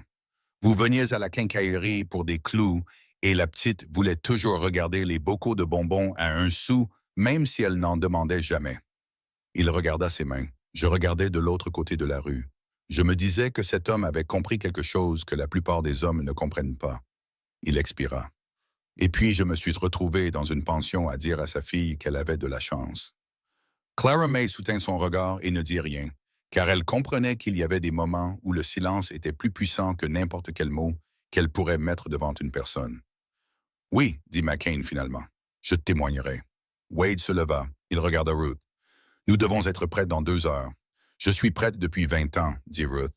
J'avais juste besoin d'un endroit qui en vaille la peine. » Wade se dirigea vers le couloir arrière. Il frappa doucement à la porte où se trouvèrent les filles. Clara May ouvrit immédiatement, ce qui lui indiqua qu'elle n'avait pas dormi. Derrière elle, Lily se redressa sur le lit de camp, alerte et observatrice. « Nous partons ce soir, dit Wade doucement. Toutes les 2. Pouvez-vous être prêtes? » Clara May le regarda. Elle regarda Lily. Elle se pencha et aida sa sœur à se lever. « Nous sommes prêtes, dit Clara May, depuis le matin après la mort de papa. » Wade posa brièvement sa main sur le sommet de sa tête, comme il l'avait fait avec ses propres intentions depuis des mois. Pas un geste de réconfort, mais de stabilité, de présence, d'un homme qui allait rester en place quand tout le poussait à bouger. Elle ne s'en écarta pas. Il retourna dans le couloir. Il avait une liste à compléter et 2 heures pour le faire, le nom de Harlan Tate au-dessus d'une porte de banque quelque part dans le noir, et une route de 40 miles entre ici et le seul juge qui écouterait. Il prit sa plume et se remit au travail. La cour de Tillman était sombre et sentait la graisse des cieux et les chevaux, comme les lieux de travail sentent la nuit quand le travail a cessé, mais que les preuves de celui-ci n'ont pas disparu. Le chariot de marchandises était adossé au quai de chargement, un Conestoga à charpente lourde avec des côtés en toile déjà chargés de caisses à destination des dépôts d'approvisionnement de l'Est. Tillman lui-même était un homme trapu et silencieux d'environ 60 ans qui serra la main de Wade sans le regarder dans les yeux et montra l'arrière du chariot sans un mot, ce qui était exactement le genre d'aide dont Wade avait besoin à ce moment-là. Clara May monta la première. Elle aida Lily à monter après elle, les 2 mains fermement sous les bras de sa sœur, l'installant contre la paroi intérieure entre 2 caisses empilées où le trajet serait le plus doux. Ruth monta derrière elle avec un sac en toile et l'efficacité particulière et autonome d'une femme qui était prête à bouger depuis des années et le faisait enfin. Wade monta en dernier. Il regarda McCain qui se tenait au bord de la cour, son chapeau à la main, et l'expression d'un homme regardant partir quelque chose qu'il ne pouvait pas suivre. « Tate le saura d'ici le matin, » dit Wade doucement. « Oui, dit McCain. « Que lui diras-tu? » Je lui dirai que j'ai cherché partout où je pouvais penser et que les filles avaient disparu. Il fit une pause. Ce qui sera vrai. Il saura que tu as aidé. Peut-être. McCain retourna son chapeau dans ses mains une fois. Peut-être pas. Tate pense qu'il me connaît plutôt bien. Les hommes qui pensent vous connaître jusqu'au fond sont plus faciles à tromper que les hommes qui admettent qu'ils ne le font pas. Il regarda Wade fixement. Va voir Harding. Déballe tout. Et quand viendra le temps de témoigner, je serai là. Tu comprends ce que ça te coûte. Je comprends ce que ça a coûté à Samuel Dunning quand quelqu'un qui aurait dû se lever ne l'a pas fait, dit McCain. Je comprends ça depuis 6 semaines. Je suis fatigué de le comprendre sans rien faire. Wade monta dans le chariot. La bâche se referma derrière lui. Le chariot quitta la cour de Tillman à 9h10, se dirigeant vers l'est sans lanterne, ce qui était assez légal par une nuit claire et assez pratique pour que Tillman ne commande pas. La lune était aux 3/4 pleine et la route était plate sur les 12 premiers miles, ce qui signifiait qu'ils avançaient bien dans l'obscurité sans conversation. Clara May était assise le dos contre la caisse, son bras autour de Lily et les yeux ouverts, regardant le côté en toile du chariot bouger au rythme de la route. Elle ne dormait pas et n'essayait pas. Elle réfléchissait comme elle réfléchissait à tout. Régulièrement, minutieusement, sans gaspillage. Environ 1 heure plus tard, elle dit « Que se passe-t-il si Harding ne veut pas nous voir? » Wade était assis en face d'elle, le dos contre l'autre mur. « Il nous verra, dit-il. Comment le sais-tu? » Parce que je vais dire à quiconque est à sa porte que j'ai un acte de propriété certifié, un rapport d'arpentage du charbon avec témoin, le registre personnel d'un homme assassiné de 2 ans de menaces documentées, et sa fille de 9 ans qui a marché 40 miles pour dire la vérité à ce sujet. Et si cela ne nous fait pas entrer, j'ajouterai que Harlan Tate a un homme au bureau des terres de Billings et que j'ai le nom. Clara May resta silencieuse un moment. « As-tu le nom? »« Ruth là, dit-il. Ruth, de son coin du chariot, produisit un son de confirmation silencieuse sans ouvrir les yeux. « Quand l'a-t-elle eu? » dit Clara May. « Cet après-midi pendant que tu étais avec Lily, » dit Wade. Elle a écrit une lettre à une femme nommée Agnes Park qui tenait les livres au bureau des terres de Billings pendant 20 ans avant de prendre sa retraite à la ferme de sa sœur près de la ville. Agnes et Ruth correspondent depuis une décennie. Ruth lui a posé 2 questions et Agnes a répondu aux 2. Il fit une pause. L'homme du bureau des terres s'appelle Douglas Pritt. Il est là depuis 4 ans. Agnes a écrit qu'elle avait toujours pensé qu'il y avait quelque chose de louche dans la façon dont il avait été embauché, que l'homme avant lui avait été poussé dehors sur une technicité qui ne tenait pas la route si on y regardait de près. Clara May absorba cela. « Vous avez été occupé, dit-elle. Nous l'avons tous été, dit-il. Elle le regarda à travers le chariot sombre, et il pouvait voir son visage assez clairement à la faible lumière de la lune qui filtrait à travers les coutures de la toile.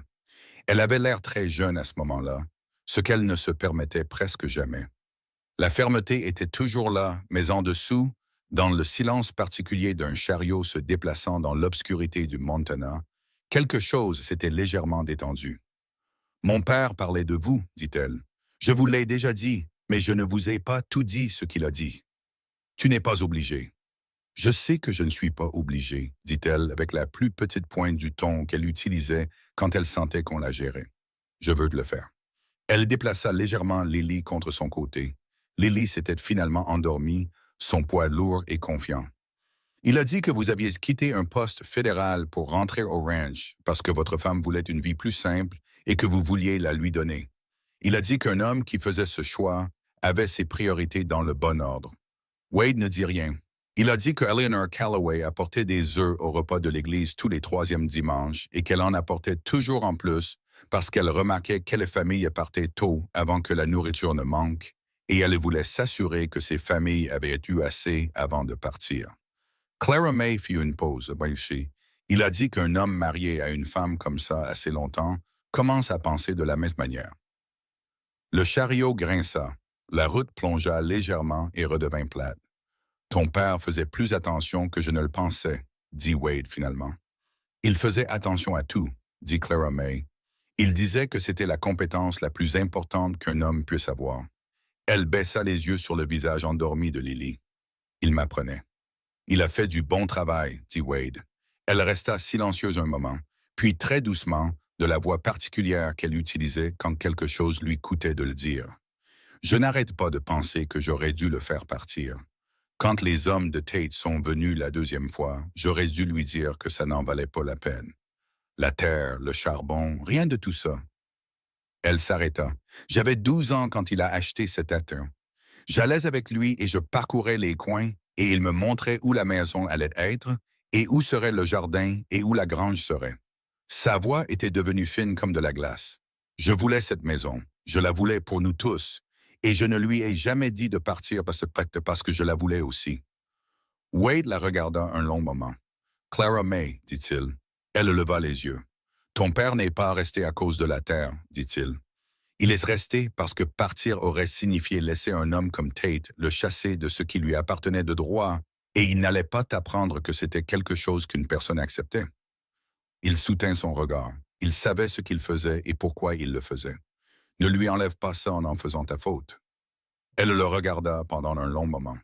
Quelque chose traversa son visage qui était très jeune et très vieux en même temps, et elle pinça les lèvres comme elle le faisait quand elle décidait de laisser quelque chose paraître ou non. Elle le laissa paraître. Juste un instant. Juste assez. Ses yeux devinrent brillants, et elle regarda le plafond de toile du chariot, et elle inspira une fois, lentement et de manière contrôlée, et quand elle baissa les yeux, la brillance était toujours là, mais elle la contenait. D'accord, dit-elle, juste ça. Ruth, de son coin, n'ouvrit pas les yeux, mais elle tendit la main et tapota une fois le genou de Clara May. Sans un mot, le geste d'une femme qui avait absorbé assez de chagrin dans sa propre vie pour savoir quand une autre personne avait plus besoin de reconnaissance que de conseils. Ils atteignirent l'embranchement de Billings avant l'aube. Le chauffeur de Tillman, un jeune homme buriné nommé Cal, qui n'avait pas dit 10 mots de tout le voyage, arrêta le chariot à la jonction et regarda par-dessus son épaule. « C'est aussi loin que Tillman va, dit-il. Il y a une livrée à 1 mile sur l'embranchement, chez Barker. Dites-lui que Cal vous envoie et il vous arrangera ça. » Il tint parole. Barker ne posa aucune question et sella 2 chevaux sans qu'on lui demande d'expliquer pourquoi un homme et 3 femmes devaient être à Billings avant le début de la journée de travail. Ils parcoururent les 6 derniers miles dans la lumière grise du petit matin, Clara May derrière Wade sur le Rowan, Lily blottie devant Ruth sur le bail, la route venant à leur rencontre à travers le froid matin du Montana. Billings était 4 fois plus grande que Harlow Creek. Elle avait un vrai palais de justice avec des marches en pierre et un drapeau qui flottait dans le vent du matin, et le bureau du juge Harding était au 2e étage avec son nom sur la porte en lettres dorées qui commençait à s'écailler sur les bords. Son greffier, un jeune homme aux doigts tachés d'encre et à l'expression méfiante de quelqu'un payé pour protéger le temps d'un homme important, leur dit que le juge n'était pas disponible avant 10 heures. Dites-lui que Wade Calloway est ici avec les filles de Samuel Dunning et les preuves de Samuel Dunning, dit Wade. Dites-lui que cela concerne Arlen Tate et le bureau des terres de Billings, et dites-lui que je serai assis sur cette chaise jusqu'à ce qu'il nous voie, peu importe le temps que cela prendra. Le greffier regarda les 2 filles. Il regarda Wade. Il passa la porte intérieure sans un autre mot. Le juge Harding sortit lui-même 4 minutes plus tard. C'était un homme imposant d'une 60aine d'années, aux cheveux blancs, au visage carré et aux yeux plats et patients, de quelqu'un qui avait passé des décennies à séparer ce que les gens disaient de ce qu'ils voulaient dire. Il regarda Clara May et Lily debout dans sa salle d'attente, en vêtements de voyage usés, avec la poussière de la route encore sur elle, et quelque chose traversa brièvement son expression, qu'il rangea rapidement car il était un professionnel. « Entrez, dit-il, vous tous. » Il écouta Wade sans l'interrompre. Il lut la lettre de Samuel, celle qui lui était adressée, et son expression ne changea pas pendant qu'il la lisait, mais sa mâchoire se serra une fois à la fin d'une manière qui disait que quelque chose qu'il attendait à moitié depuis longtemps était arrivé. Il examina l'acte de propriété. Il examina le rapport d'arpentage certifié. Il parcourut le carnet entrée par entrée, tournant les pages lentement et soigneusement, s'arrêtant 2 fois pour regarder des passages spécifiques. Quand il arriva à la dernière entrée, celle sur Cord Reston et la date limite du vendredi, il posa le carnet et regarda Wade. « Vous comprenez ce que vous alléguez, dit-il. »« Je présente des preuves documentées, dit Wade. L'allégation est dans la documentation. » Harding regarda Clara May. Elle était assise le dos droit sur la chaise à côté de Wade, les mains sur les genoux et les yeux sur le juge, et qu'elle le regarda en retour avec la franchise qui était simplement sa nature. « Jeune fille, dit Harding, comprenez-vous pourquoi vous êtes ici? »« Oui, monsieur, dit-elle, parce que mon père savait que quelque chose pourrait lui arriver, et il s'est assuré que j'avais ce qu'il fallait pour dire la vérité à ce sujet après. Et vous êtes prête à témoigner de ce que vous avez vu et entendu? »« Je suis prête depuis la nuit où ils ont ramené son corps, dit-elle. Harding resta silencieux un moment. Il regarda Lily qui était assise pressée contre le côté de Ruth, ses yeux sombres fixés sur le visage du juge. « Et la plus jeune, dit-il doucement. Elle a été témoin des mêmes événements, dit Clara May. Elle ne parle pas aux étrangers, mais si vous lui demandez directement dans un cadre où elle a confiance, elle vous répondra. » Elle fit une pause. Lily n'est pas fragile, elle est prudente. Il y a une différence. Harding regarda de nouveau Lily et cette fois il lui parla directement. « Jeune fille, votre nom est Lily Dunning. » Lily le regarda. Elle regarda Clara May. Clara May lui fit le plus petit des hochements de tête. Lily se tourna vers le juge et hocha la tête une fois. « Et vous étiez présente dans votre maison les nuits que votre père a décrites dans ce carnet? » Un autre hochement de tête. « Et vous diriez la vérité si on vous le demandait? » Lily leva la main et la posa sur le cordon autour de son cou, le cordon vide où se trouvait la clé. Elle regarda le juge avec ses yeux sombres et stables, et elle dit d'une voix si basse que c'était presque un murmure, mais absolument clair. Papa a dit toujours, c'était un des premiers mots qu'elle avait adressés à un étranger depuis la mort de Samuel Dunning, et la pièce le comprit sans que personne n'ait à l'expliquer. Harding resta avec cette pensée un moment. La main de Ruth trouva l'épaule de Lily. « Très bien, dit Harding. » Il prit sa plume. « J'émets une injonction d'urgence gênant la revendication de Harlan Tate sur la propriété Dunning en attendant une audience probatoire complète. J'émets également une assignation pour Douglas Pruitt au bureau des terres. » Il regarda Wade. « Vous avez dit que vous aviez un nom de l'intérieur de ce bureau? »« Pruitt, dit Wade. Nous avons une ancienne employée qui a correspondu au sujet des irrégularités, de la manière dont il a été embauché et de la façon dont certains dépôts ont été traités. Je veux cette correspondance. » Ruth plongea la main dans son sac et en sortit la lettre d'Agnes Park. Elle la posa sur le bureau sans qu'on le lui demande. Harding la lut. Il regarda Ruth. « Vous êtes Ruth Calloway. Je tiens la pension de famille à Harlow Creek où Samuel Dunning a séjourné à son arrivée dans la vallée. Je connais ses filles depuis que Clara May a 4 ans. » Elle soutint son regard sans ciller. « Je témoignerai du caractère de Samuel Dunning et de conversations spécifiques que nous avons eues dans les mois précédant sa mort, au cours desquelles il a décrit la pression que Tate appliquait et sa peur de ce vers quoi cela menait. Vous êtes prête à affronter ce que cela signifie dans une ville comme Harlow Creek? »« Juge, dit Ruth, je suis veuve depuis 10 ans et je tiens une pension dans une ville que Harlan Tate traite comme sa propriété personnelle. Il y a longtemps que je ne demande la permission de personne pour faire ce que je sais être juste. » Harding faillit sourire. Ce n'était pas un vrai sourire, c'était un homme sérieux, et c'était une pièce sérieuse. Mais le coin de sa bouche bougea. Il écrivit pendant plusieurs minutes.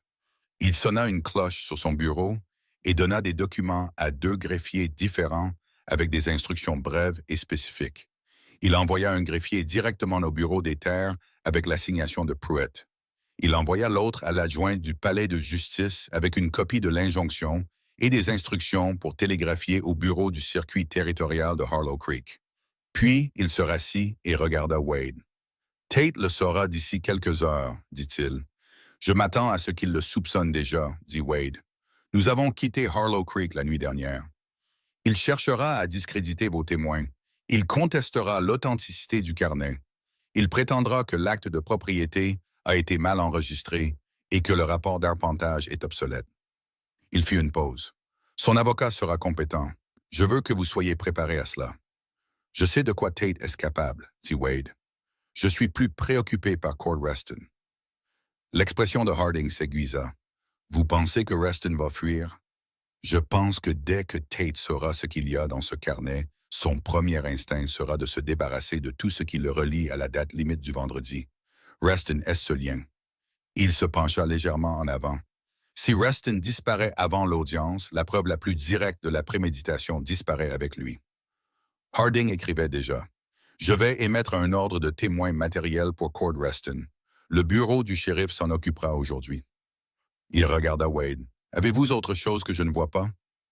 Wade regarda Clara May. Clara May plongea la main dans le devant de sa robe et retira la toile cirée. Elle la dénoua avec ses doigts prudents, lissa les 2 documents et les fit glisser sur le bureau. Le rapport d'arpentage du charbon original, dit-elle. Et la lettre de papa pour vous? Il l'a écrite au cas où quelque chose arriverait. Il l'a cachée et m'a dit où elle était. Elle regarda Harding fixement. Il croyait que vous étiez un homme honnête.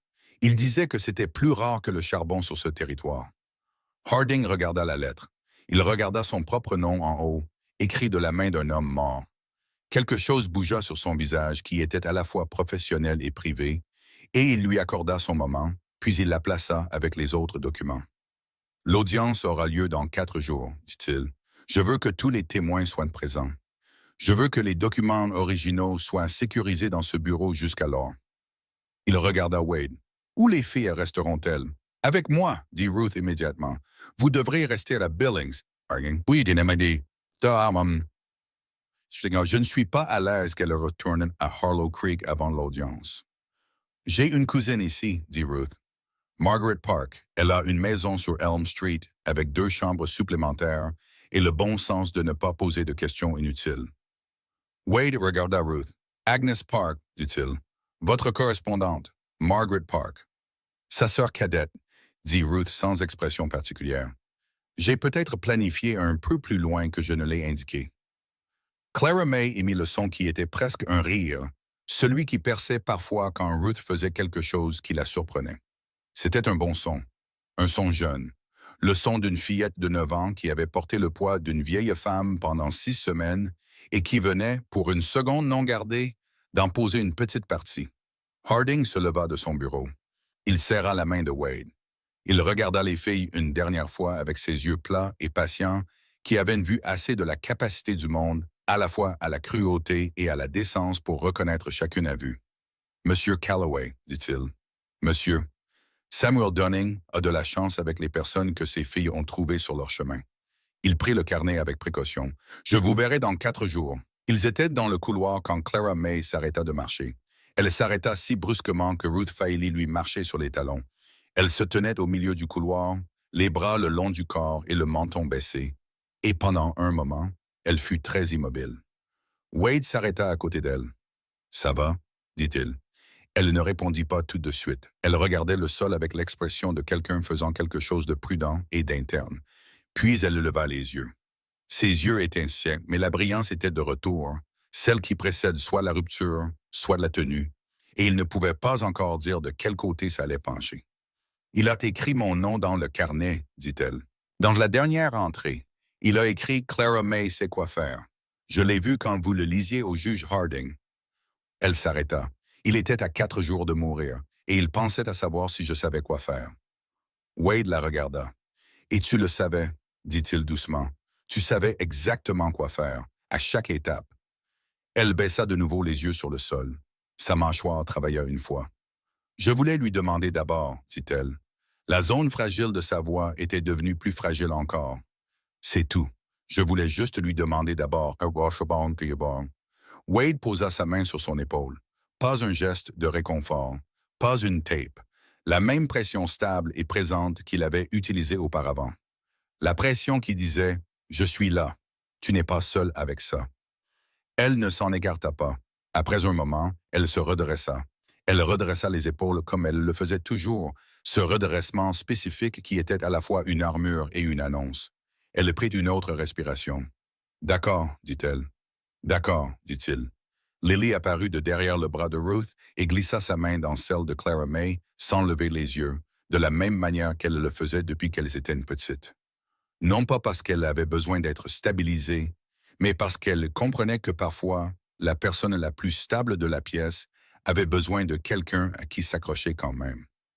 Les 4 descendirent les marches du palais de justice dans la matinée de Billings, et derrière eux, dans le bureau d'un juge au 2e étage, la machine de la justice avait été mise en mouvement par le carnet prudent d'un homme mort et le refus de sa fille de le laisser disparaître. 4 jours. Ils avaient 4 jours et Arlen Tate était déjà quelque part derrière eux, en train de comprendre ce qui lui avait glissé entre les doigts.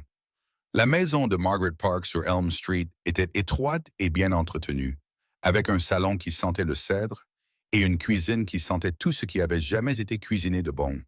Margaret elle-même avait 61 ans, plus petite que Ruth de 4 pouces et plus large d'une marge similaire, avec les mêmes yeux impassibles et la même absence totale de conversation inutile. Elle regarda les deux filles quand elles franchirent sa porte. Elle regarda Wade et elle dit « Je vais mettre la bouilloire en marche », ce qui, dans la maison de Margaret Park, équivalait à une déclaration formelle d'allégeance. Les 4 jours avant l'audience ne furent pas des jours calmes. C'était le genre de jours qui semblaient calmes en surface, alors que beaucoup de travail dur et nécessaire se faisait en dessous. Wade passa le premier jour dans le bureau de Harding avec 2 des greffiers du juge, passant en revue chaque document de la boîte en fer blanc et de la toile cirée, construisant la séquence des preuves en une présentation qu'une salle d'audience pourrait suivre du début à la fin sans perdre le fil.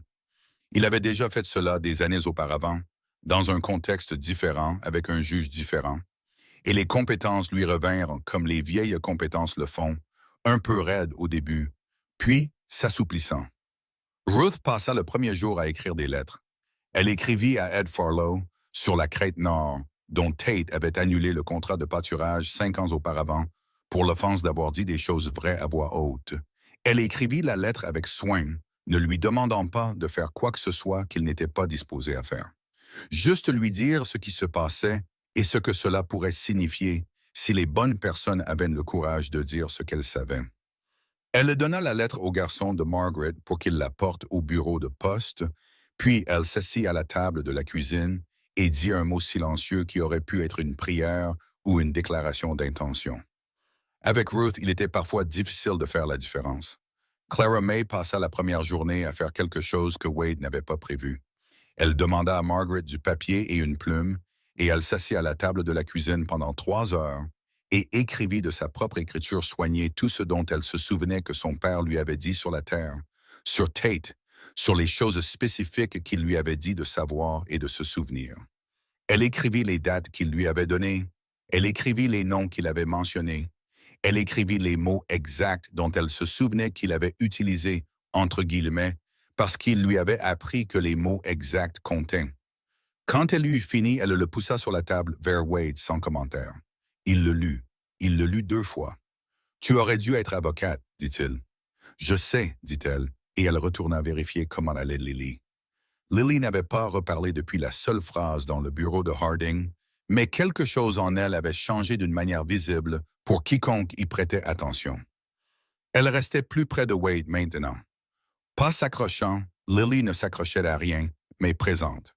Elle avait pris l'habitude de s'asseoir près de lui le soir quand il travaillait à la table, assez près pour qu'il puisse l'entendre respirer, ne faisant rien de particulier sauf être là. Il ne fit aucun commentaire. Il fit simplement de la place. Le 2e jour, un télégramme arriva de Harlow Creek. McCain l'avait envoyé par le bureau du circuit dans le langage prudent et minimal d'un homme conscient que d'autres personnes pouvaient lire ce qu'il écrivait. Il disait « Colis livré, route dégagée, arriverait jeudi ». Ce qui signifiait que McCain venait à Billings, ce qui signifiait qu'il avait fait son choix et qu'il vivait avec maintenant. Le 3e jour, Cord Reston fut placé en garde à vue par le bureau du shérif dans une ville appelée Denton's Crossing, à 40 miles à l'ouest de Billings, avec une sacoche de sel contenant $300 en espèces et un billet de train pour la Californie. Il fuyait depuis le matin après le départ de Wade de Harlow Creek, ce qui indiquait à Wade que Tate avait en effet su en quelques heures et avait immédiatement coupé les ponts avec le seul homme qui pouvait le placer au moment direct de la menace. Ce que Tate n'avait pas prévu, c'est qu'un homme fuyant assez vite pour acheter un billet de train était aussi un homme assez effrayé pour parler dans les bonnes circonstances et avec la bonne question. L'adjoint de Harding apporta la nouvelle à Wade au petit déjeuner. Wade resta avec cette pensée un moment, puis il regarda de l'autre côté de la table Clara May, qui avait entendu chaque mot. « Il va leur dire ce que Tate lui a dit de faire, » dit Clara May. Ce n'était pas une question. Quand un homme achète un billet pour la Californie avec 300 dollars en espèces le matin après qu'un juge a émis un ordre de témoin matériel, dit Wade, il a déjà répondu à la question la plus importante. Clara May resta silencieuse un moment. Est-ce que c'est suffisant, dit-elle, que Reston parle? Est-ce que c'est suffisant pour l'accusation de meurtre? Avec le carnet de ton père, l'entrée du vendredi et 2 témoins qui témoigneront du schéma de menace, dit Wade. Oui, je crois que oui. Elle regarda la table. Elle posa sa main à plat sur le bois comme elle le faisait quand elle se tenait fermement contre quelque chose. Je veux qu'il en réponde, dit-elle. Pas avec colère. La colère aurait été plus facile. Avec la clarté plate et absolue de quelqu'un qui attendait depuis longtemps le bon moment pour dire une chose vraie à voix haute. Je ne veux pas la terre, le charbon et les papiers, et puis que Tate continue comme si de rien n'était. Je veux qu'il réponde de ce qu'il a fait à mon père. C'est à ça que sert cette audience, dit Wade. Promette-moi que c'est à ça qu'elle sert. Il la regarda fixement. Il ne faisait pas de promesses qu'il ne pouvait pas tenir. Il avait appris cela sur lui-même il y a longtemps. Je te promets que je ferai tout ce qui est en mon pouvoir pour m'assurer que c'est le cas, dit-il. Et je te promets que Harding est le genre d'homme qui comprend la différence entre un crime contre la propriété et un meurtre et qui les traite en conséquence. Elle le regarda un long moment, puis elle hocha la tête. Le hochement de tête court et certain, celui qui signifiait qu'elle avait décidé et qu'elle s'y tenait. L'audience commença à 10 heures un jeudi matin dans la salle d'audience du juge Harding, qui était plus grande que celle de Harlow Creek et plus pleine que quiconque ne l'avait prévu. La nouvelle s'était répandue comme la nouvelle se répand dans les villes territoriales, non pas par les canaux officiels, mais par le courant humain particulier qui transporte les choses importantes plus vite que n'importe quel fil. Il y avait des ranchers de Trois-Vallées. Il y avait des femmes de Billings même, qui n'avaient aucun lien direct avec l'affaire, mais qui en avaient suivi les grandes lignes et étaient venues voir comment elles se terminaient. Il y avait un homme du Billings Gate 7 au 3e rang avec un carnet sur les genoux. Tate était à sa table avec un avocat nommé Beaumont, qui était considérablement meilleur que Fitch de Harlow Creek. Un homme étroit et confiant qui avait gagné des affaires qui semblaient ingagnables et savait comment utiliser la procédure comme une arme. Il exposa la position de Tate avec un langage propre et discipliné. Transfert de propriété légale, procédure de succession documentée, 2 filles orphelines sous tutelle légitime maintenant utilisées par des parties intéressées pour fabriquer une affaire criminelle à partir d'un litige civil.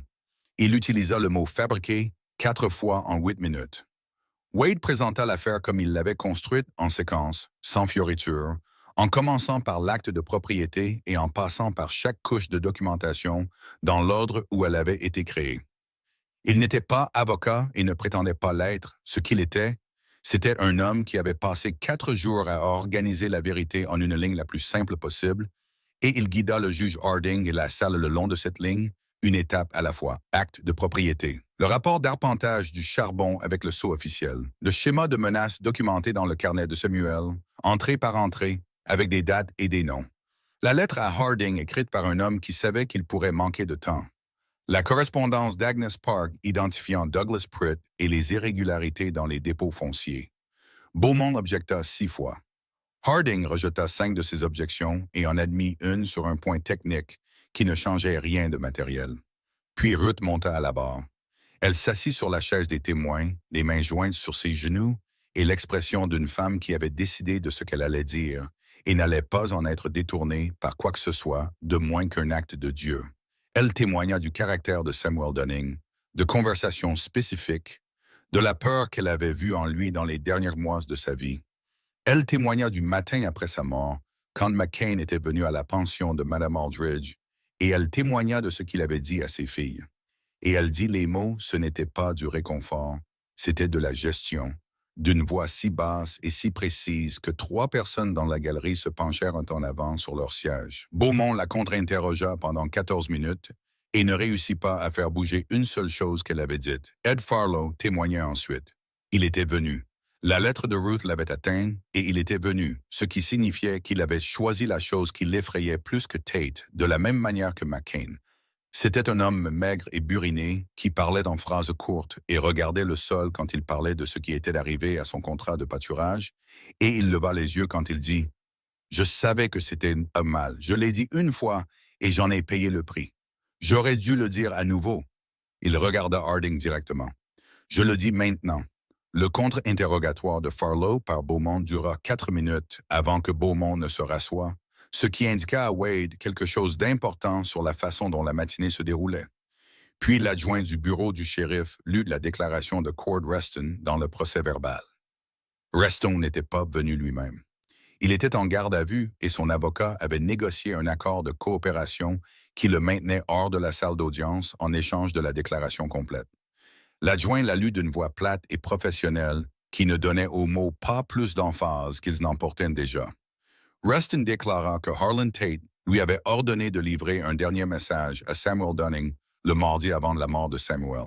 Il déclara les mots exacts que Tate lui avait donnés à dire, qui correspondaient mot pour mot à l'entrée du carnet de Samuel. Il déclara que le vendredi en question, Tate lui avait dit d'aller au pâturage nord et de s'assurer que la situation avec Dunning était résolue.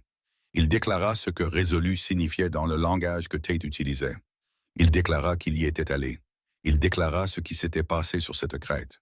La salle devint si silencieuse que le bruit des bottes de l'adjoint sur le sol, alors qu'il retournait à son siège, était audible dans tous les coins. Tate regardait la table devant lui. Son avocat était très immobile à côté de lui. Quels que soient les calculs que Beaumont avait faits tout au long de la matinée, ils étaient arrivés à un point qu'il n'avait pas anticipé, et la confiance professionnelle de sa posture avait subi un changement subtil et total. Harding regarda Tate. « Monsieur Beaumont, votre client souhaite-t-il répondre à la déclaration de Reston? » Beaumont se pencha près de Tate. Il y eut un échange chuchoté. Beaumont se redressa. « Votre honneur, nous demandons une suspension pour examiner. »« Refusé, » dit Harding. « Votre client souhaite-t-il répondre? » Un autre échange chuchoté. La mâchoire de Tate était serrée. Ses mains étaient à plat sur la table. « Mon client nie, » commença Beaumont. « Alors nous allons continuer, » dit Harding. « Appelez le prochain témoin. » Wade regarda Clara May. Elle était assise au premier rang de la galerie, avec Lily à côté d'elle et Ruth de l'autre côté. Et elle observait la salle avec ses yeux verts qui ne manquaient rien. Et elle fit à Wade le petit hochement de tête certain qui signifiait qu'elle était prête. Elle se dirigea vers l'avant de la salle d'audience comme elle marchait partout, droite et déterminée, sans mise en scène. Elle s'assit sur la chaise des témoins, croisa les mains et regarda le juge Harding avec la franchise qui était simplement sa nature. Harding la regarda un moment. « Vous comprenez qu'il s'agit d'une procédure formelle, dit-il. « Oui, monsieur. Et vous êtes ici pour dire la vérité? »« Je dis toujours la vérité, dit-elle, non pas avec défi, mais avec la simple certitude de quelqu'un énonçant un fait sur lui-même. » Elle lui raconta tout.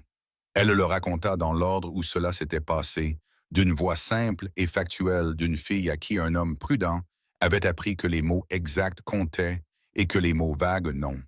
Elle lui parla du rapport d'arpentage du charbon et des visites des hommes de Tate, et de ce que son père lui avait dit sur les raisons pour lesquelles il ne vendrait pas. Elle lui parla des dernières semaines, de la façon dont le ton des visites avait changé, de la façon dont son père avait commencé à vérifier la porte la nuit. Elle lui parla de la découverte de la clé du coffre-fort sur le cordon autour du cou de sa sœur et de sa signification, et pourquoi il l'avait mise là.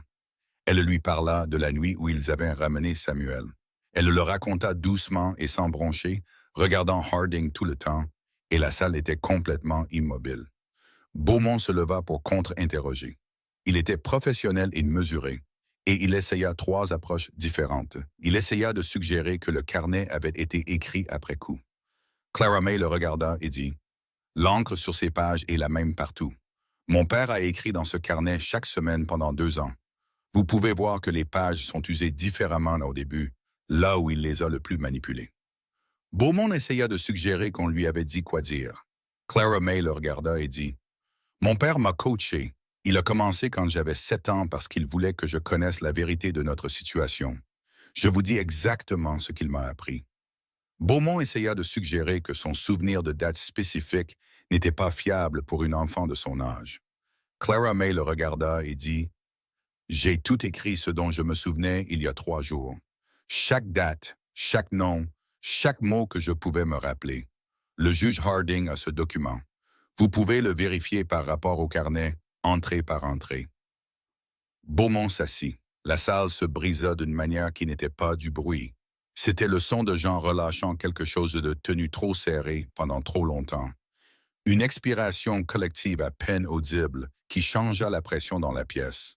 Harding dit « Y a-t-il autre chose ?» Wade se leva. « Une dernière chose, votre honneur. » Il fit un signe de tête à Clara May. Elle plongea la main dans le devant de sa robe et retira la toile cirée. Elle la dénoua. Elle sortit le rapport d'arpentage du charbon, non pas la copie certifiée, mais l'original, celui avec le nom de Samuel Dunning, imprimé en haut de sa propre main, celui qu'il avait montré à sa fille par un matin clair il y a 4 ans en disant « C'est ce que nous avons construit, Clara May. C'est à nous. » Elle s'avança et le posa sur la balustrade devant le banc du juge. « C'est à mon père, dit-elle. Ça a toujours été à mon père et ça appartient à moi et à ma sœur maintenant. » Harding le prit. Il le regarda, il le reposa. Il regarda Harlan Tate. « Monsieur Tate, dit-il à l'homme, j'ai devant moi un dossier documenté d'intimidation systématique, de dépôt foncier frauduleux mené par un employé corrompu du Bureau des terres et une déclaration sous serment plaçant votre agent direct sur les lieux de la mort de Samuel Dunning, le jour précis où votre agent a dit à cet homme que son temps était écoulé. » Il fit une pause. « J'ai aussi une fillette de 9 ans qui a marché 40 miles dans le noir, en portant les preuves de son père mort, parce qu'elle croyait qu'il y avait encore un endroit sur ce territoire où la vérité comptait pour quelque chose. » Il prit sa plume. « J'ai l'intention de m'assurer qu'elle avait raison sur ce point. » Il écrivit pendant 2 minutes. La salle d'audience attendit. Harlan Tate resta très immobile. « Harlan Tate, dit Harding, vous êtes placé en détention pour fraude, complot et meurtre au premier degré dans la mort de Samuel Dunning. Le transfert de propriété frauduleux est par la présente annulé. L'acte de propriété Dunning et le rapport d'arpentage du charbon associé sont restitués à la succession de Samuel Dunning pour être détenus en fiducie pour ses filles Clara May et Lily Dunning jusqu'à ce que l'aîné atteigne l'âge de la majorité. » Il regarda l'adjoint du shérif près de la porte. « Emmenez-le. » La galerie éclata. Harding laissa faire. Au premier rang, Ruth mit ses 2 mains sur son visage juste un instant, puis les retira et s'assit très droite, car c'était ainsi qu'elle gérait les choses qui perçaient. Tate se leva. Il redressa son manteau. Il le fit avec le réflexe d'un homme qui avait toujours compris que l'apparence était l'autorité, que l'extérieur composé était la dernière chose que l'on gardait quand tout le reste s'effondrait. Il sortit avec l'adjoint à ses côtés et il ne regarda pas Clara May. Et Clara May le regarda partir avec ses yeux verts et ne détourna pas le regard jusqu'à ce que la porte se soit refermée. Puis elle se rassit à côté de Lily et Lily posa sa tête sur l'épaule de sa sœur. Et Clara May passa son bras autour d'elle. Et les deux restèrent assises au milieu de la salle d'audience qui se vidait pendant que le monde se réorganisait autour de ce qui venait de se passer. Wade vint s'asseoir à côté d'elle. Il ne dit rien. Il n'y avait rien à dire que la salle n'avait pas déjà dit. Au bout d'un moment, Clara May dit « C'est fini? » « L'audience est terminée, dit-il. Il y aura un procès, mais la terre est à vous. Tate est en détention. Restons en fait sa déclaration. La partie difficile, il fit une pause. La partie la plus difficile est terminée. Elle resta silencieuse un moment. « Qu'est-ce qui nous arrive maintenant? » dit-elle. Pas effrayée, pratique. La façon dont elle demandait tout. Wade la regarda. Il regarda Lily qui avait levé la tête et le regardait avec ses yeux sombres et immobiles. Il regarda Ruth qui était descendue de la galerie et se tenait à quelques pieds de là, les mains jointes devant elle, et l'expression d'une femme qui avait déjà pris sa décision sur quelque chose et attendait de voir si cela correspondait à ce que l'homme en face d'elle allait dire. « Il y a une question de tutelle, dit-il prudemment. Elle doit être résolue correctement, légalement. Qui en fait la demande? Dit Clara May. Il la regarda fixement. Moi, dit-il, si tu me le permets. Ce n'était pas une décision qu'il avait prise dans cette salle d'audience, ou sur la route de Billings, ou même dans la cuisine de Ruth le matin où tout avait commencé. C'était une décision qu'il avait prise par étapes depuis le moment où il avait soulevé la bâche d'un chariot de marchandises et trouvé 2 petites formes dans le noir. Depuis qu'une fillette de 6 ans lui avait tendu sa chose la plus précieuse à 2 mains et qu'il lui avait dit de la garder. Depuis qu'une enfant de 9 ans lui avait demandé « Pourquoi faites-vous ça? » et qu'il avait dit la vérité sur Eleanor et sur ce que signifiait de découvrir que les conséquences comptaient encore. Il avait pris la décision comme un homme reconstruit une clôture sur un sol rocheux, un poteau à la fois. Clara May le regarda un long moment. Elle faisait le calcul, la mesure, l'évaluation et le classement, tout cela travaillant derrière ses yeux verts stables. Puis elle regarda Lily. Lily regardait déjà Wade. Elle le regardait depuis le début, avec l'attention particulière d'une enfant qui avait appris à lire les gens plus attentivement que la plupart des adultes ne le feraient jamais. Elle le regarda comme elle l'avait regardé dans la rue de Harlow Creek quand elle avait tendu le papier plié, ne demandant pas, n'espérant pas, juste voyant. Puis elle tendit la main et prit la sienne dans les deux siennes. Elle ne dit rien. Elle se contenta de tenir comme elle avait tenu ce morceau de papier depuis la nuit de la mort de son père jusqu'à cette salle d'audience à Billings, parce qu'elle comprenait ce que signifiait de porter quelque chose de précieux et de savoir quand on avait trouvé le bon endroit pour le poser. Clara May regarda les mains de sa sœur autour de la main rugueuse de Wade. Quelque chose traversa son visage qui était jeune, réel et sans défense d'une manière qu'elle se permettait rarement, et elle le laissa rester un bon moment avant de le regarder de nouveau. « Vous êtes sûr? » dit-elle. « Je suis décidée, » dit-il. « C'est différent. » Elle reconnut les mots.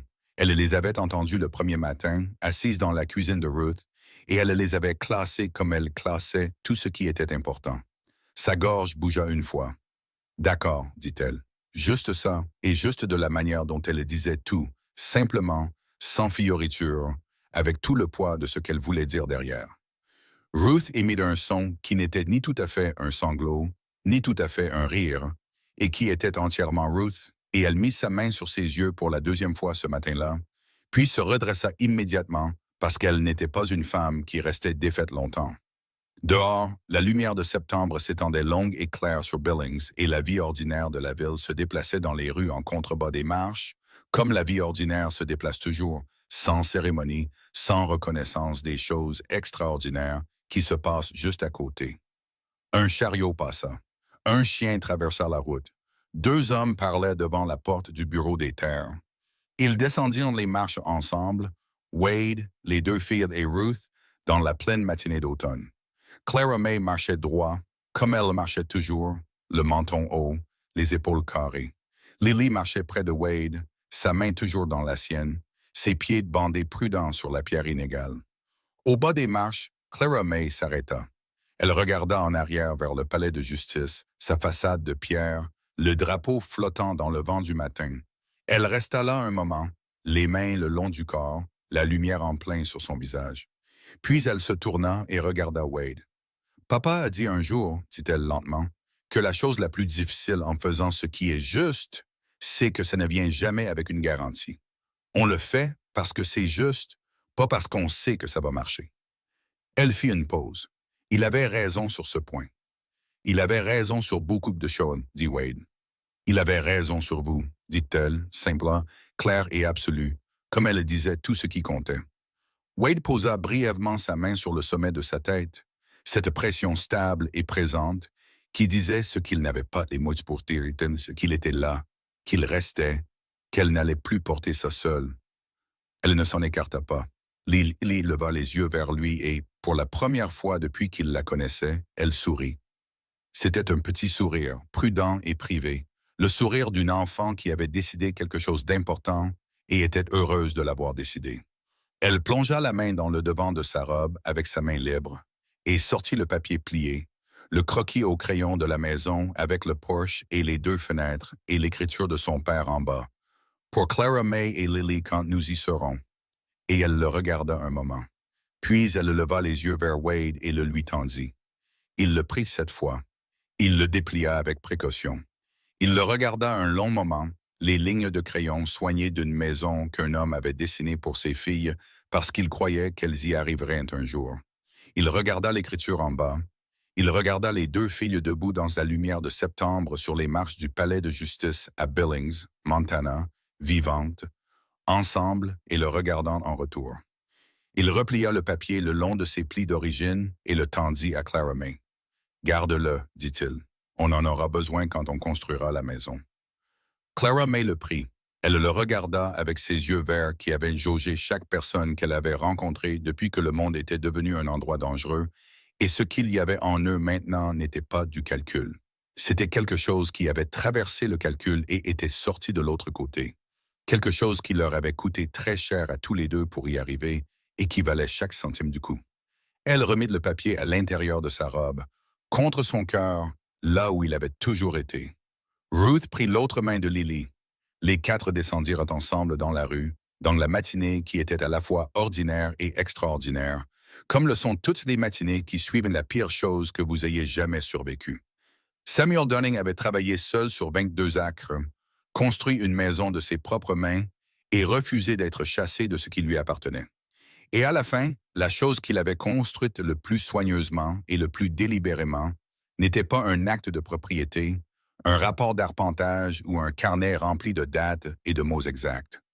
C'était une fille qui savait quoi faire et elle l'avait fait. Chaque pouce difficile, précis et nécessaire.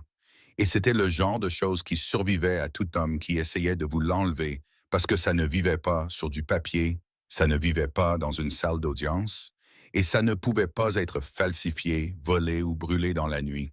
Ça vivait dans les gens qui le portaient en avant, et ils étaient déjà en marche.